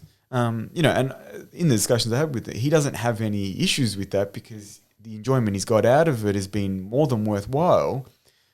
But the number of people that are willing to do that is actually very small. So not only are you playing this weird statistical game where it's like, all right, how many weirdos love the sport enough, right, to give up large portions of their time and life to be able to do this, right? So that already whittles it down. Of those weirdos, right, how many of them actually are, willing to educate themselves to the level and take the time to develop the skills to be a good coach, which is probably going to take you at least 10 years before you even know what the hell's going on most of the time, right? So even if you are someone who can juggle a couple of these things, like having a family and all of that, are you willing to keep going to the well to continue developing these things when there's no pathway for your athletes? You're going to have to develop it for them or really assist them along the way, finding the right people and right resources. There's no help from a lot of the clubs. There's no help from AV or AA. So, and at the end of it, even if you get them into the Olympic team, there's no reward other than the satisfaction of doing it. And that is a huge reward in itself. I'm not going to say it's not. That would be disingenuous. But essentially, you're doing this with absolutely, it's all on the integrity of and the altruistic outlook of your enjoyment for the sport, which is a crock of shit because at the end of the day, the International Olympic Committee is not making no money off the Olympics. They're making stacks. They're selling the rights for billions and billions and billions of dollars for television. They don't share 1 cent with the athletes. They don't share 1 cent with any of the staff. And the Australian Olympic Committee, who receives money as part of that, doesn't disperse any of it. That's where you get this rubbish of people like Coates paying himself close to $1 million a year. It's like, what are you doing, mate? That goes back to our earlier conversation with the junior coaches. Yeah. having that ego hit, taking the athletes themselves and then not really caring at the end of the day. Yeah, I agree. So going back to your earlier conversation about control and your easing as the COVID restrictions come in, this is, I suppose, the interesting one for any coach. Most of us want to completely control what goes on. Yeah. I suppose you're going through that easing stage at the moment. If it wasn't for COVID, you'd probably still be controlling as best you can. No, I have slowly been kind of letting that open up over time. And part of that, there's two reasons for that. One is by design, like I'm realizing stop being an idiot and start being a better leader. The interesting thing, like I'm sure a lot of people have, I got into audiobooks, and so I've been doing a lot of reading, and some of them have been around leadership and stuff like that. And it kind of becomes pretty obvious when you start looking at some of your own development, like, oh, maybe I don't do things that well. So, and last year particularly, a fair few of my athletes, we had a few kind of team meetings where they were like, we don't like what you do with this, and we don't like that. And it was kind of like, at the time, it was like, whoa, okay, like I'm copying it here. But it needed to happen. Right, and it needed to happen because the relationships you need to have with athletes who are trying to go to a really high level it's not a fleeting relationship. It needs to be close, and you need to have discussions about things that sometimes are not comfortable or sometimes are really personal. Like I know a lot about the personal lives of my athletes, more so than what people would suspect. And sometimes it's like one of the weird things that happened to me on the weekend. Like I had one of my athletes.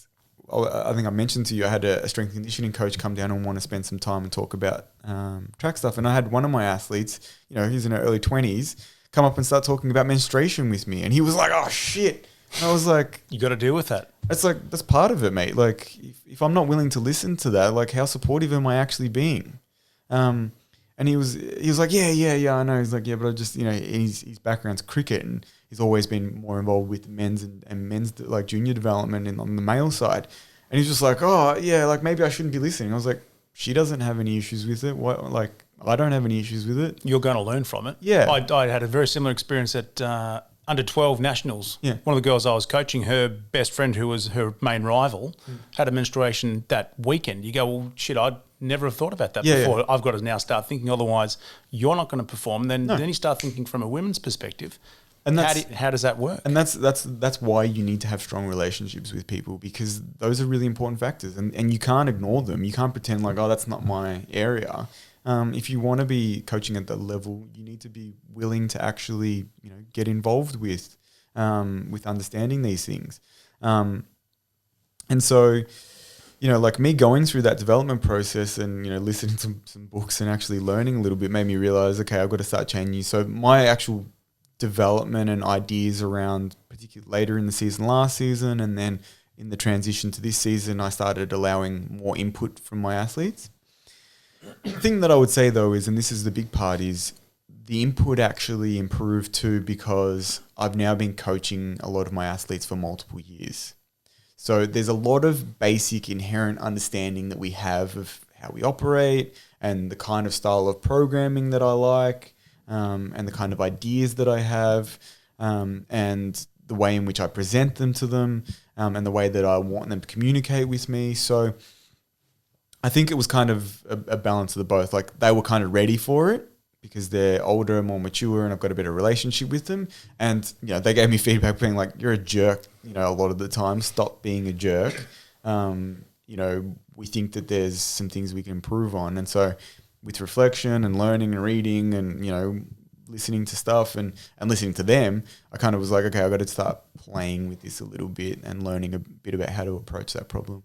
So structuring the week to week, the month to month, the periodization, is that still come under your head coach banner? Yeah, definitely. Do you work with other coaches, recovery, nutritionists to work on an overall plan before you have that discussion with your athletes? Yeah, depends on what sort of aspect and who it is. Like essentially, I still write all of the programs, and like what the structure is going to look like across periods, whether that's going to be in the microcycle, like week to week, or the bigger cycles, the mesocycles and stuff like that. And then obviously what that looks like going into the season, and I decide what I think their race plans should be, or what what their which races we should be targeting or not targeting, and all that kind of stuff. But the thing that's probably changed is that there's more input into it, and I will actually like send them, say, this is a draft, like this is what I'm thinking, this is my ideas. We did this last year, or we did, at the end of the season we were kind of in this position, and I think we need to develop X, Y, Z. Are you happy to kind of keep exploring this vein that we were going down? And in terms of like, I'm really, really lucky, I would say, to have some really good people around me. So, thankfully for me, I kind of have educated myself enough to kind of look after the basic programming of the track stuff and the strength and conditioning, doing a master's in sports science. But, the things that are kind of outside of my realm, like psychology and nutrition and stuff like that will often... It's more so if people like those I think are things that like when they crop up and they need to kind of be addressed, I'll usually go and send. There's a couple of people that I've kind of got on my list of people to kind of contact. Your resources, yeah. Yeah, so I'm kind of lucky that we've kind of built a decent team. And, the good thing is, as I said, also, my background as a physio gives me the opportunity as well to, these days actually, and this is something that I picked up pretty early, is like, I actually struggle quite a lot to treat my athletes and be objective about my assessments because I'm almost too close. So I'm lucky that having the clinic that we have, and having some really, really good staff. I'm in a position where like I actually say to them, like, I want you to go and see, particularly Jack, who I mentioned earlier. He's kind of my number one, like almost medical confidant, because I think sometimes I am too biased when I see things. I'm like, oh, you'll be okay. Like, that's not too bad. Or, I just find that I have got to the position where I almost have to kind of ask him to be more objective about what's happening. And then I kind of collaborate with him along that rehab process. And then the recovery side, that's all under your... Yeah, generally, like as I said, with doing the Masters in Exercise Science, you kind of get exposed to, most of those areas, recovery being like quite a big one. So yeah, all of that stuff is kind of stuff that I program in, and like it's a mixture of different things. And sometimes too, like I think this is one of the things that I have gotten slowly better at. It was something that early on, that controlling nature I really struggled with, which is like, no, this you have to do the recovery this way. Even when the athlete would say, like, it doesn't help me, I'd be like, no, but the research says it does. And they're like, it just doesn't. Like, I don't feel better for doing it. An example is that Jack, who is a physio, but actually has quite an extensive background. He did a 3-year yoga apprenticeship. So his understanding of flexibility, and he's actually about to publish some research and some meta-analysis on flexibility through his role of teaching in the physio department at La Trobe. His implementation of like quite extensive flexibility schemes for the guys, we found kind of some really interesting things. Like one of the things is it helps massively with management of like injury stuff, but it actually, for a couple of the athletes, really flattens them.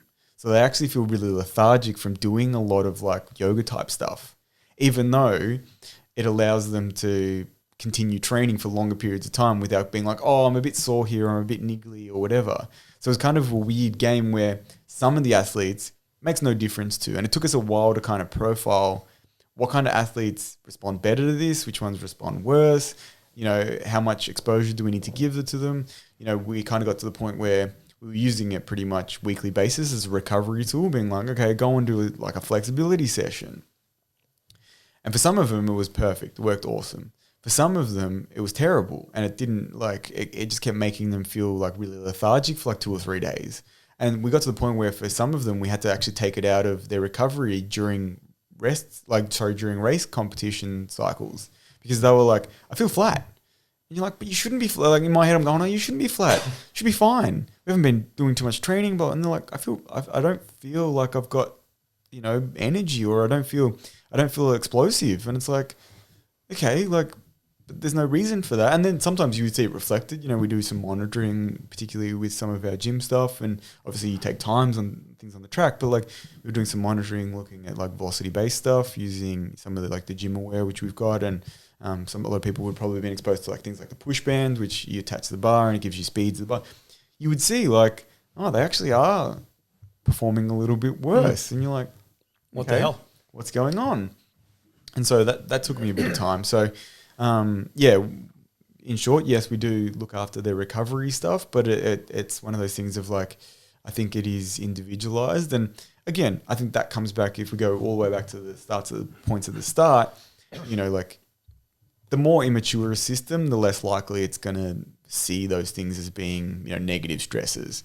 But these guys, as I said, are all over 18, and they're all, some of them have not been exposed to things like lots of flexibility, and they're 25, and now you're asking them to add that in. That's actually quite a different stimulus for them.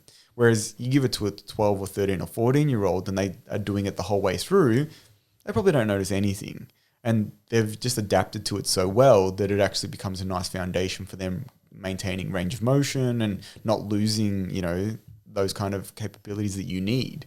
So it's always that balance. They're like, one of the athletes who finds it really, really stressful to do, he's one of the ones that loses range really quickly as well. And when he loses range, he starts getting really sore. Like he'll start complaining of, hamstring tightness or, back pain or whatever. And it's like, okay, well, we need to find a happy medium with this recovery stuff, because if we implement it all the time, we're maybe not maximizing the training and performance, or if we do it not as often, maybe we're going to start cropping up with injuries. So it's always a balance with someone like him. And then I've got other athletes who, if they don't do it, their performance gets worse. So it's that weird thing. And, this is part of why Jack's doing this systematic review, is that, there's a lot of conjecture about whether flexibility is valuable or not valuable in terms of performance. And I think it's something that probably hasn't had enough good discussion in terms of what literature actually exists, because there is a lot, but people tend to jump on one study and think that makes a whole field of science, which is not the case, obviously. Not at all. So if we're starting at your entire group, when you're getting a program together, is there a generic start? You go track on a Monday, track Wednesday, track Friday, and then gyms in between, recoveries on a particular day or every day, and then you specialise with the athletes after that, which are completely different? It varies from pre-season to season. In the pre-season, I tend to break them into event groups, and they do have a little bit of differentiation. At the moment, I've got one short sprint group who basically only ever run hundreds. Like, they will run 200s, but it's not their event. They'll do them as part of their sort of development and training and all that kind of stuff. But, if you were to say, are you better at 1 or 2, there's a big bias towards the 100. So there's a few of those guys. And so for them, at the moment, for instance, they don't run further than 80 meters ever, right? Then there's a group who, there's one athlete who's a 100, 200, but more a 200. And then there's the 400 group, and one of which, who's a very good 400 meter runner, but he's coming off quite an extensive layoff. So he's on a very different program. So at the moment, I'm kind of running 5 programs with 7 athletes, which is kind of weird. But and even then, there's still some individualization. And then the thing that I probably learnt the most, actually, from Neville, more than anything, as I said, it took me a long time to work out where some of his brilliance came from, was the individualization side of things, and particularly in season. So in season, it's 7 different programs. There's 7 different race plans. There's 7 different programs going. Sometimes I'll be standing in the middle of the grass on the track, and I'm like, you go, I'll time that, then you go, and then, all right, you do that rep, I'll watch that. All right, can someone else video that one? So it's kind of like, I feel like I'm the conductor of an orchestra at times, which sounds ridiculous, but I think it's part of why I enjoy, that, like, I'm kind of a busy person and I like doing multiple things at the same time, which I know everyone thinks multitasking is terrible. It probably is, but I kind of enjoy that aspect of it. So yeah, when I design the program to start with in the pre-season, it generally starts with sort of maybe 2 or 3 groups. And then we go from there. And at the moment, there are differences between those groups on what days they do what. So in the short sprint group, they're doing short acceleration and prowler type work, so the heavy pushing sled on Mondays and Fridays. On Wednesdays, they're doing like a speed and what I call, like at the moment, we're doing something around sort of stiffness development using weighted vest. But it's, they're sort of around 60 meter reps, so they're more speed development type stuff. And then Saturday doing like a speed endurance session, like sets of repeat 80s. Whereas and they have Thursday and Sunday off. On those days, I get them to do their recovery stuff. So it's usually like hot cold. They have their flexibility schemes. Obviously, at the moment, we haven't been able to implement it in like a group setting because of the COVID stuff, but they've already got the schemes that have been developed over the last couple of years. So they do those. And, the recovery stuff is real general things. Like I tell them to sleep as much as you can on those days. Or, like a Sunday, if you don't get up before 12, I'm happy. Like sleep. Plenty of hydration, food, all that kind of stuff. And as I said, for those ones who have the specific eating plan, it's like, okay, make sure you're really on top of those things and you're getting enough recovery in. And then the other group tends to go on a slightly different scale, and they tend to be more, because I need to get a little bit more work into them because they're sort of 2 or 4. They tend to be, Monday varies between that group. So some of them are doing hills and longer hills. One of them is doing more of that speed session that the shorter group does on a Monday, and one of them is doing the prowler and block type accelerations or clearances. Tuesdays usually, and for those other guys, they usually do gym Tuesday and Saturdays. Then the other group is doing gym Tuesdays as well. Wednesdays is track day. Those guys are usually, one of them is doing a speed day, the one who did prowler.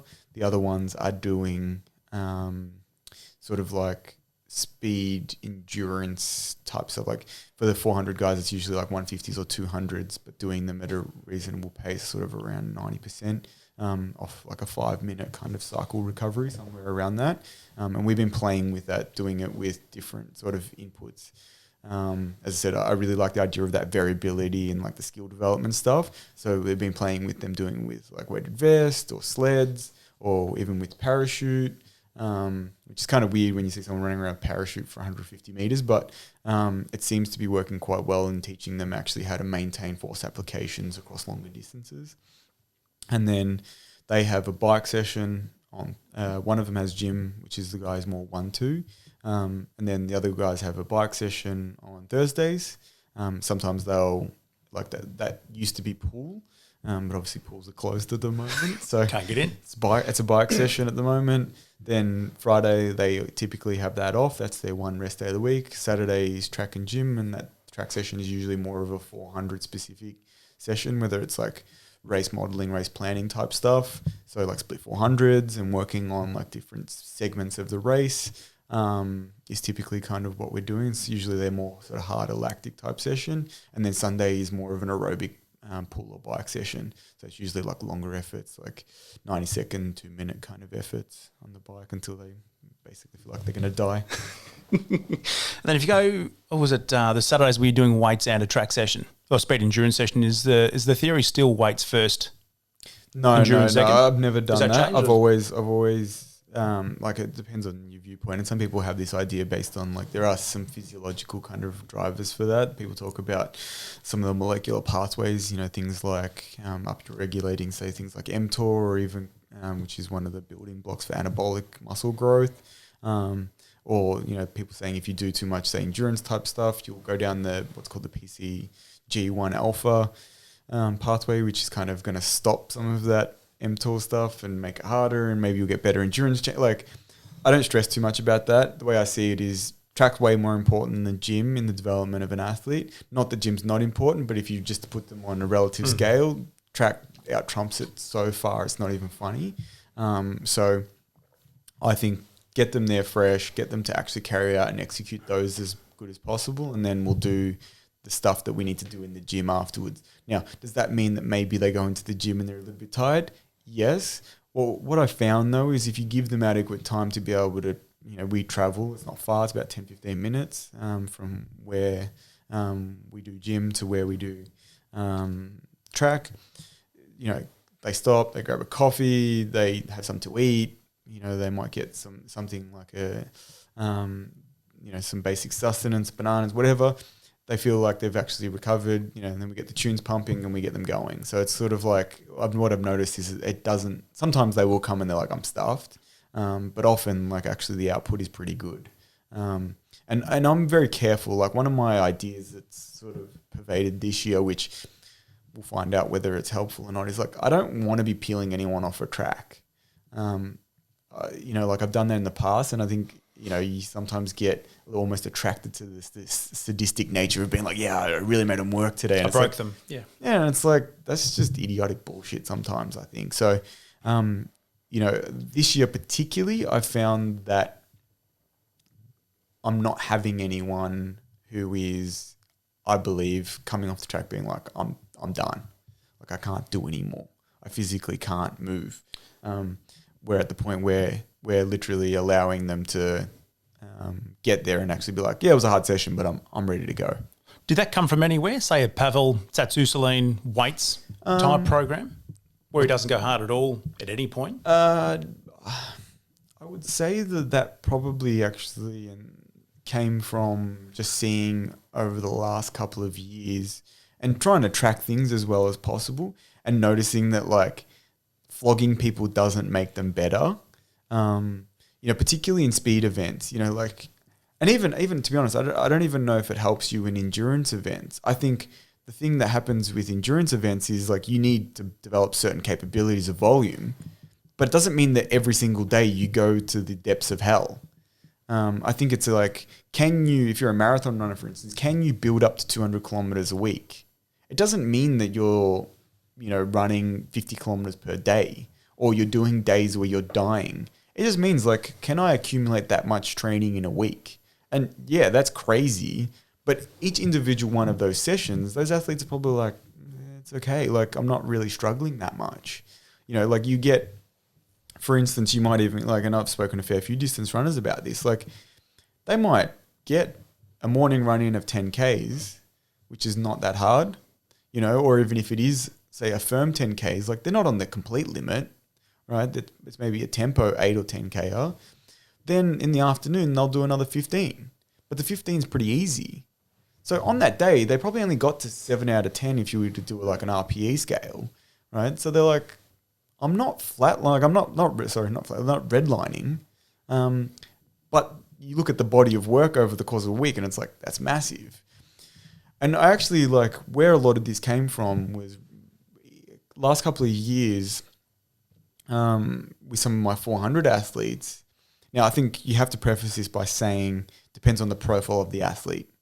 Some of them require more work than others, and some of them fit more into the speed 400 athlete, the people who have come from 1 and 2 and have worked their way up to doing 4s, and then the ones who are more that 4-8 kind of background. Now, there's not many of those 4-8 people around, like the most famous example is obviously someone like Alberto Wantarena.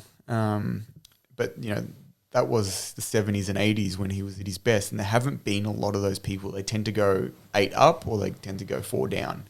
And so what I realized with some of my speed-based ones was the more work they didn't make them better at 400s.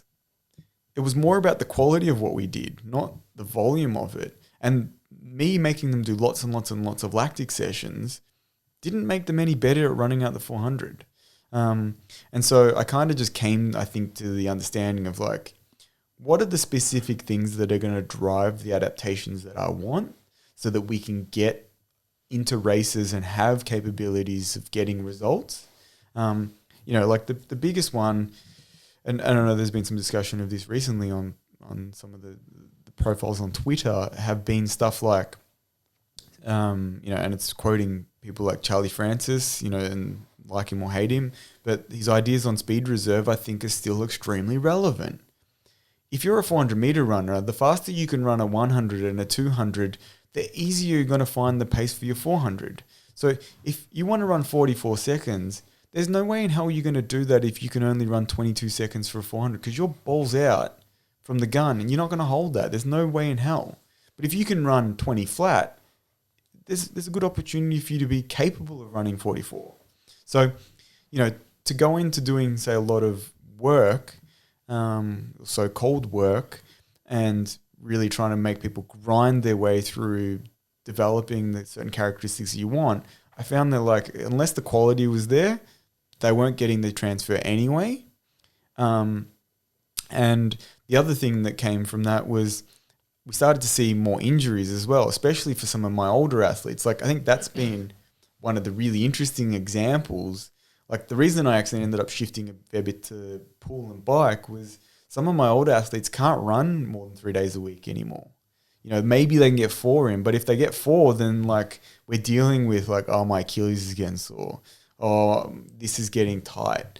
Oh, my hammies are hurting. And it's like, do we really need to do that so that I can get in rep 300s for their 400, like, that are done at 45-second, to 50-second pace? Is there any reason for that? There's no quality in a 50-second 300 for anyone. No, and it's like, but I want some foundational work there. So how can I develop that but actually take them off their feet? And that was something that I had to, or even if it's, 200s, for instance, a lot of people will do descending 200s and they'll go start at 30s and work down 29, 28, 27. That's still 2 or 3 seconds off what they're going to go through 400 in. So how much transfer you get from that, I don't know. Does it develop some of the foundational stuff you need in that transition of anaerobic, aerobic conditioning for 400? Yeah, definitely. But, like, can I develop it in another way that means that they're not pounding out 10 200s or 8 200s or 12 200, whatever it is, and then telling me, like, oh, my Achilles hurts when I want them to run balls out for an 80-meter rep, like, that's going to actually improve their speed?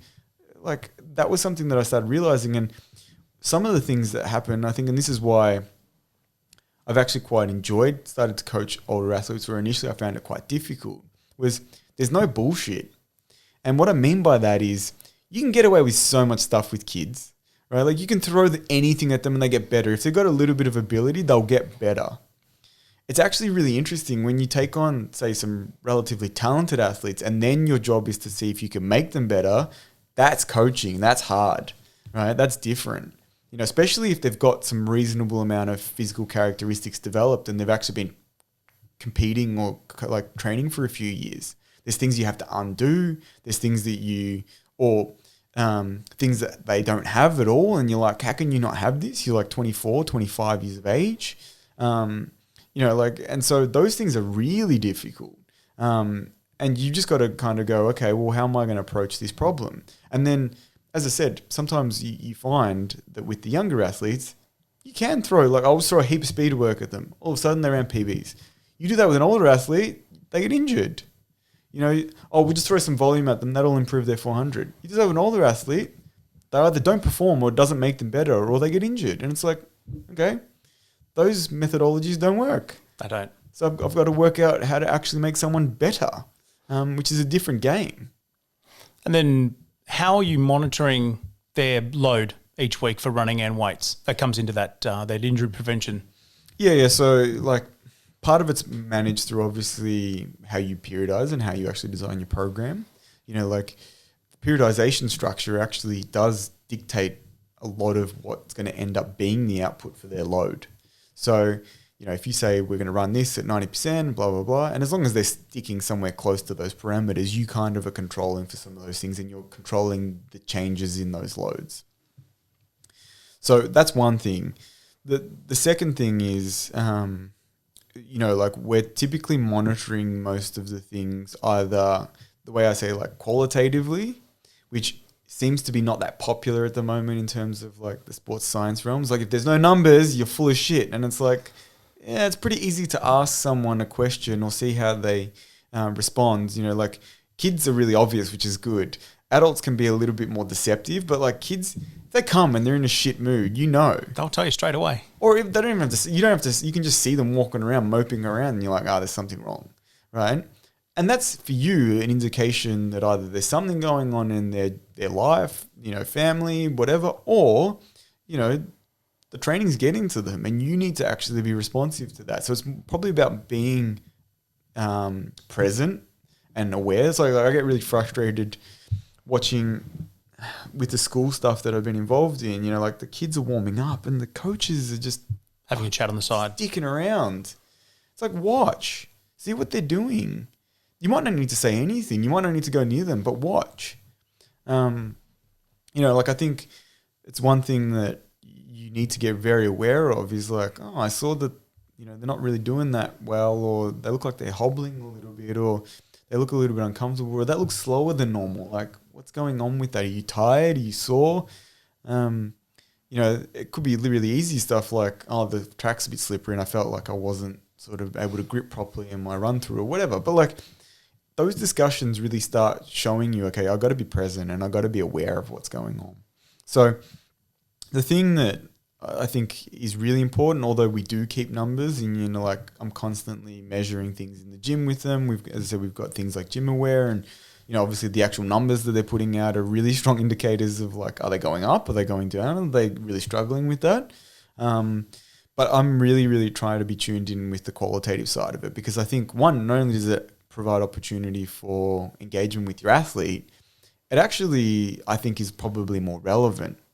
And people will dispute this, but like you can often have an athlete come and you can see something's wrong and like I've got to change this. And if you don't, like the number of athletes that I've had who I've seen, where there's something going on and then like they're either sore or they pull up injured or something like that, and it seems to be like it's driven by some like emotional disturbance or whatever, happens so often. And I don't think that there's the data backing this up just yet. There is a little bit, like if anyone's interested, there's a really good study that was done by a guy named Brian Mann, and he was working at, which university was he? He was in the US. He's at one of the big football programs in the US, and he's head of sort of sports science and strength and conditioning. He did this study because he basically found that they were getting a lot more injuries and niggles during particular parts of the semester. And he couldn't work out what was going on. He's like, our training loads are all well managed. Like, we're doing all the recovery stuff. And then after a while, he twigged and he was like, oh, shit, it's exam period. And he was like, okay, I'm going to keep monitoring this. And he noticed that it kept happening each semester. And so what they did was they ended up doing a research study. And it showed that risk of injury increased during times of academic stress, whether that's like mid-semesters or end-of-semester exams and whatever. So I think that that's something that like, there's nothing wrong with them. They're not even like, it's not negative emotions, but they're actually just under the pump a bit because they've got exams or whatever. You have to be really receptive to that. It happened to me actually last week. One of my athletes, the youngest one who's 18, is at uni at the moment, had exams. And he's telling me, oh yeah, I feel like, I was saying to him, are you okay? I feel fine. Like no problems at all. Like I'm fine. Like exam was easy, like uni straightforward, like no problems, easy. And I'm watching him run and I'm like, you're running like shit. Yeah, he just wasn't right. Like he just didn't look anywhere near as crisp as what he looked in the other days. He didn't look like his coordination was great. And my job is, and this is what I have learned, like when I was, a few years ago and I was immature and you can't learn to, not put your foot in your fucking mouth. Like I used to say, oh, you look shit. And it's like, that's not helpful. So now, like, I realized I saw him and I spoke to him before and I was like, how you feeling, blah, blah, blah. And he's like, no, I'm okay. And I watched the session and he wasn't looking great. He wasn't outside the bandwidth where I was like, he's going to hurt himself. But I just was like, I'm not going to say, oh, that doesn't look good or you need to do this, because I'm sure within 3 or 4 days, that's probably going to settle down when he doesn't have his exams. He's finished at the end of the week. And then this week he's been back to normal. So it's like, be aware of these kind of things. And that's where, as I said, the relationship and the qualitative stuff needs to be on point, but also be present and observe, actually watch, see what they're doing. I don't know how interested people would be, but like one of the times I remember there was someone in the group and all of a sudden he just got really quiet and I was like, there's something going on. Like, and I kept saying, you okay? And nah. Then eventually, and like I try not to push him too much on, he comes to me and goes, oh yeah, I've had some family illness stuff. And like as a family, we're trying to manage it, blah, blah, blah. This is what we're having to go through. I was like, mate, why didn't you say something? Like I could see something was wrong. And he's like, oh, like I just was trying to process it myself kind of thing. So I think, and not that the performance dropped off, but like just his demeanor was different. And I was like, yeah, there's something going on here. So I think that involvement and being a coach is so much of it is that art and science. And like, yeah, you need all of the science to understand it. But if you don't have the artistic side, you're going to miss everything. So it's kind of you can't have one or the other. It has to be both. It goes back to that trust and relationships. Definitely. Honesty on both sides. Without that, you can't improve. No, can't see those little things. And that's actually something, as I said, one of our inputs, our mentors, Neville, said from the start, like, athlete doesn't trust the coach and the coach doesn't trust the athlete. He would say, you're wasting each other's time. And absolutely. He still says that. He also, makes you shitty. What's that? Makes you shitty. It's just like the frustrations. You go, well, at least we're honest. Everything's on the table. I think that's important. And I think this is one of the things, and I'm going to sound like I'm getting old, which, neither you or I are that old. But like, I think it's one of the things that the reason you need to develop the level of trust is the high performance, whether it's in, say, a workplace setting, whether it's in a sporting sense, requires a huge level of transparency. So it needs to be brutally honest at times. And you're not making a value judgment about that person or who they are as a person.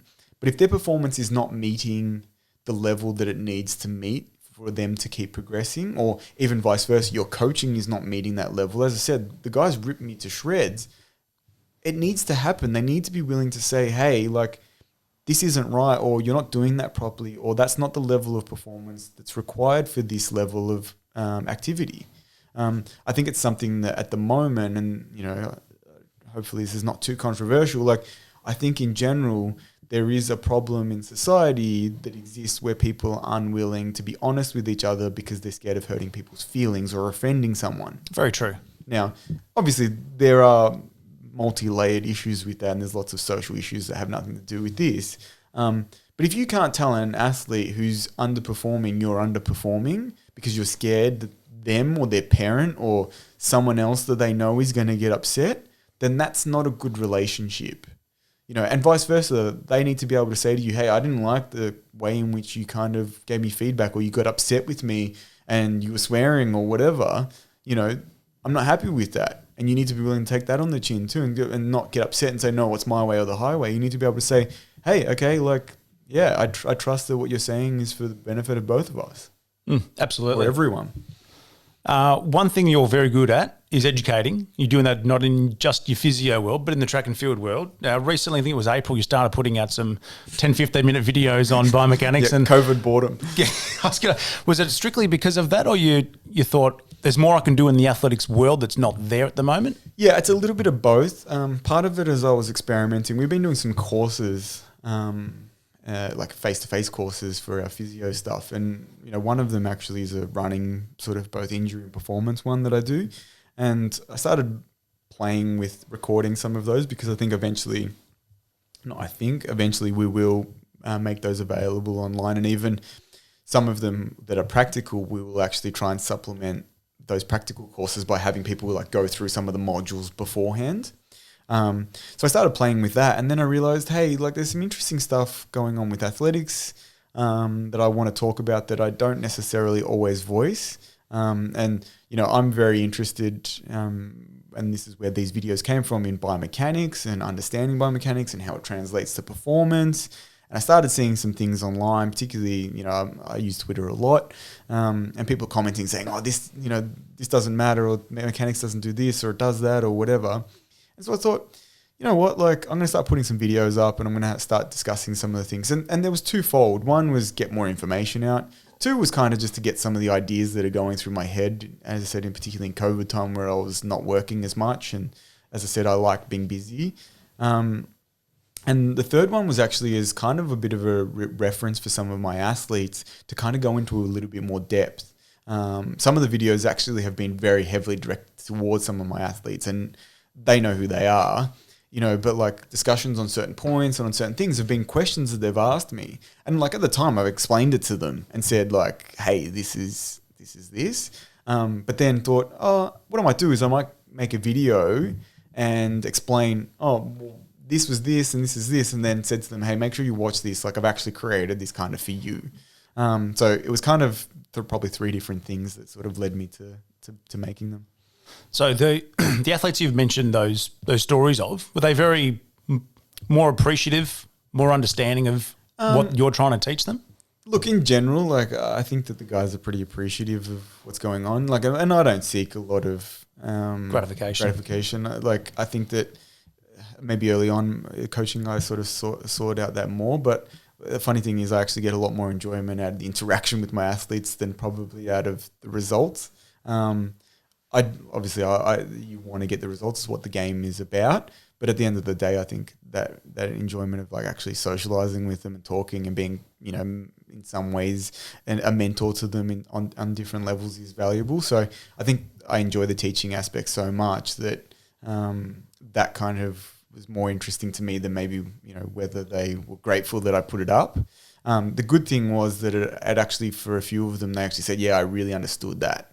You know, like before you've said this and I kind of got it, but when you showed a video of, you know, this really top level runner doing this, I really understand it now. Like I know what you mean when you say you've got to be here or you got to do this, or, you know, when I'm not, you know, fully extending or I'm not, you know, getting, you know, my front side position with my knee in the acceleration or my trunk angle's a bit funny or whatever, or I'm not pushing horizontally or whatever it is, they're like, I kind of know what you mean now. So there was gratitude in the sense of like there was increased understanding.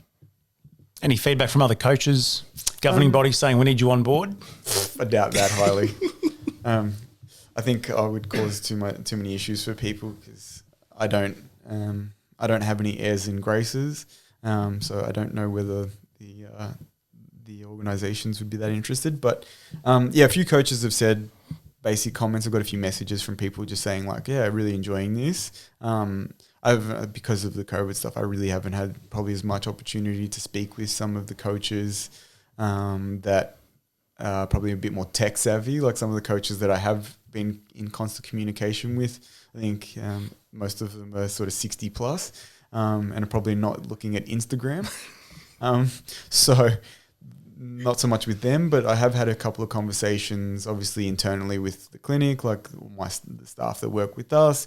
We've had a few, you know, PD sessions on a few things and a few points, obviously with my group. And then there's been a few coaches who've just sent me messages on Instagram saying, oh, I really like this. Like, this is a good idea. What have you thought about this? Blah, blah, blah. But it's been, you know, I would say as any text kind of communication is, it's pretty hamstrung.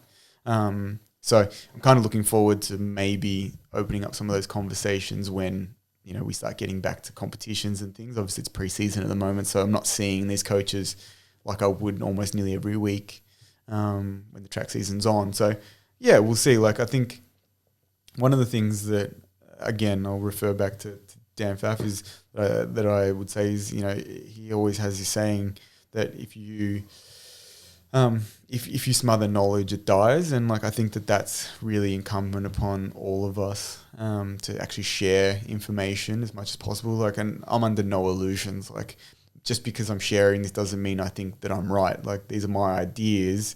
A lot of it's been informed by people much, much more knowledgeable than me.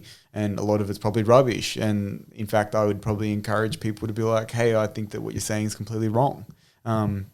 I think that that's probably how you learn more than if people are patting you on the back. So I hope that there is more discussion. I think one of the things that does play in the dynamic that exists in the coaching in Australia, we very much have some tall poppy syndrome stuff. And I know even myself have fallen into that before. You get jealous of people getting success or whatever.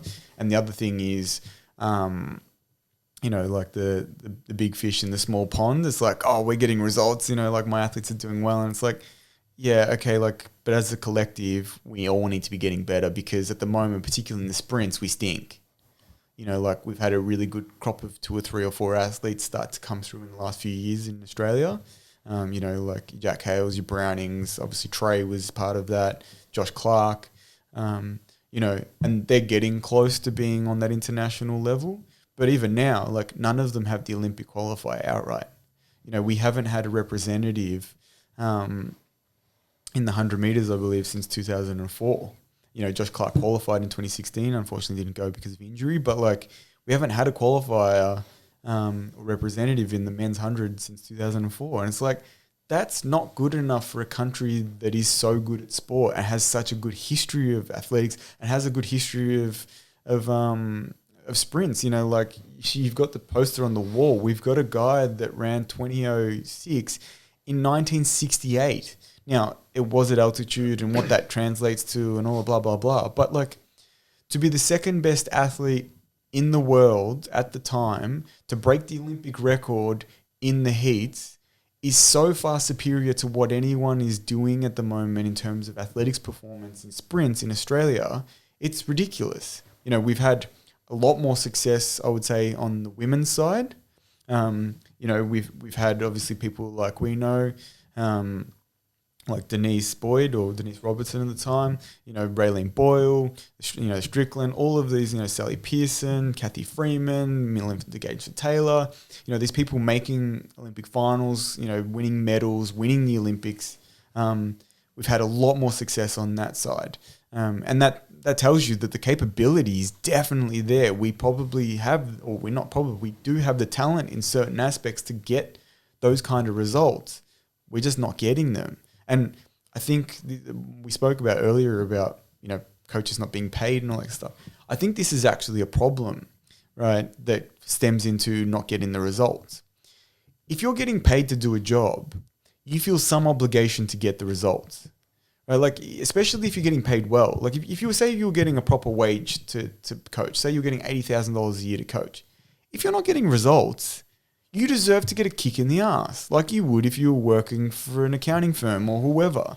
You know, if you're stuffing everything up or you're not getting, you know, like not even doing tax returns or, you know, helping your clients with business issues, they're going to say, sorry, mate, like we're not paying you, get out of here. Or, you know, so I think that's actually a really big issue that we face is there is this easy get out of jail free cop out card that we have of like, oh, I'm not getting paid much or I'm a volunteer. And it's like, that's bullshit. Right? The good coaches, and I know this speaking with them, the good coaches take on that obligation. They're there to get results for you and they take it personally if they don't. But that would be heavily persuaded if there was like, okay, well, you're actually, this is your living. So why are you not doing well in this? You say that you want to be good at it, right? What's backing that up? Because it can't just be talk. You know, we need to see athletes making teams. We need to see athletes making finals. We need to see athletes pushing for medals. It's possible because history tells us it's possible. So unless all of these people that we've had in the last 40 or 50 years, you know, were just complete anomalies and the Australian population and the Australian genetic pool has diminished or dwindled down to rubbish, which I don't think is the case, especially given the level of performance we've seen at under 20 level and even the talent that we've seen, particularly with this latest crop of particularly male sprinters right now, but obviously in more recent history, the female sprinters, it's possible. It's definitely possible. It's been fun. So how can everyone find you on Instagram? You got your website, the Melbourne Athletic Development, Instagram, Twitter. Yeah, is there a YouTube channel? Yeah, there's a YouTube channel. I haven't put a hell of a lot up there. Maybe this will be impetus if people start pestering me to start sharing some of those videos on You really YouTube. should. You really should. I know I should, but there's lots of things you should do. As I said to you, I try and keep myself busy, so maybe add that to the list of things to do. Instagram, Facebook, YouTube, John Nicolosi, Melbourne Athletic Development. Thanks very much for your time. I know you're a busy man. Thank you very much, Go back to the clinic and start working on people. Thanks very much for your time. Cheers, mate. Thanks, man.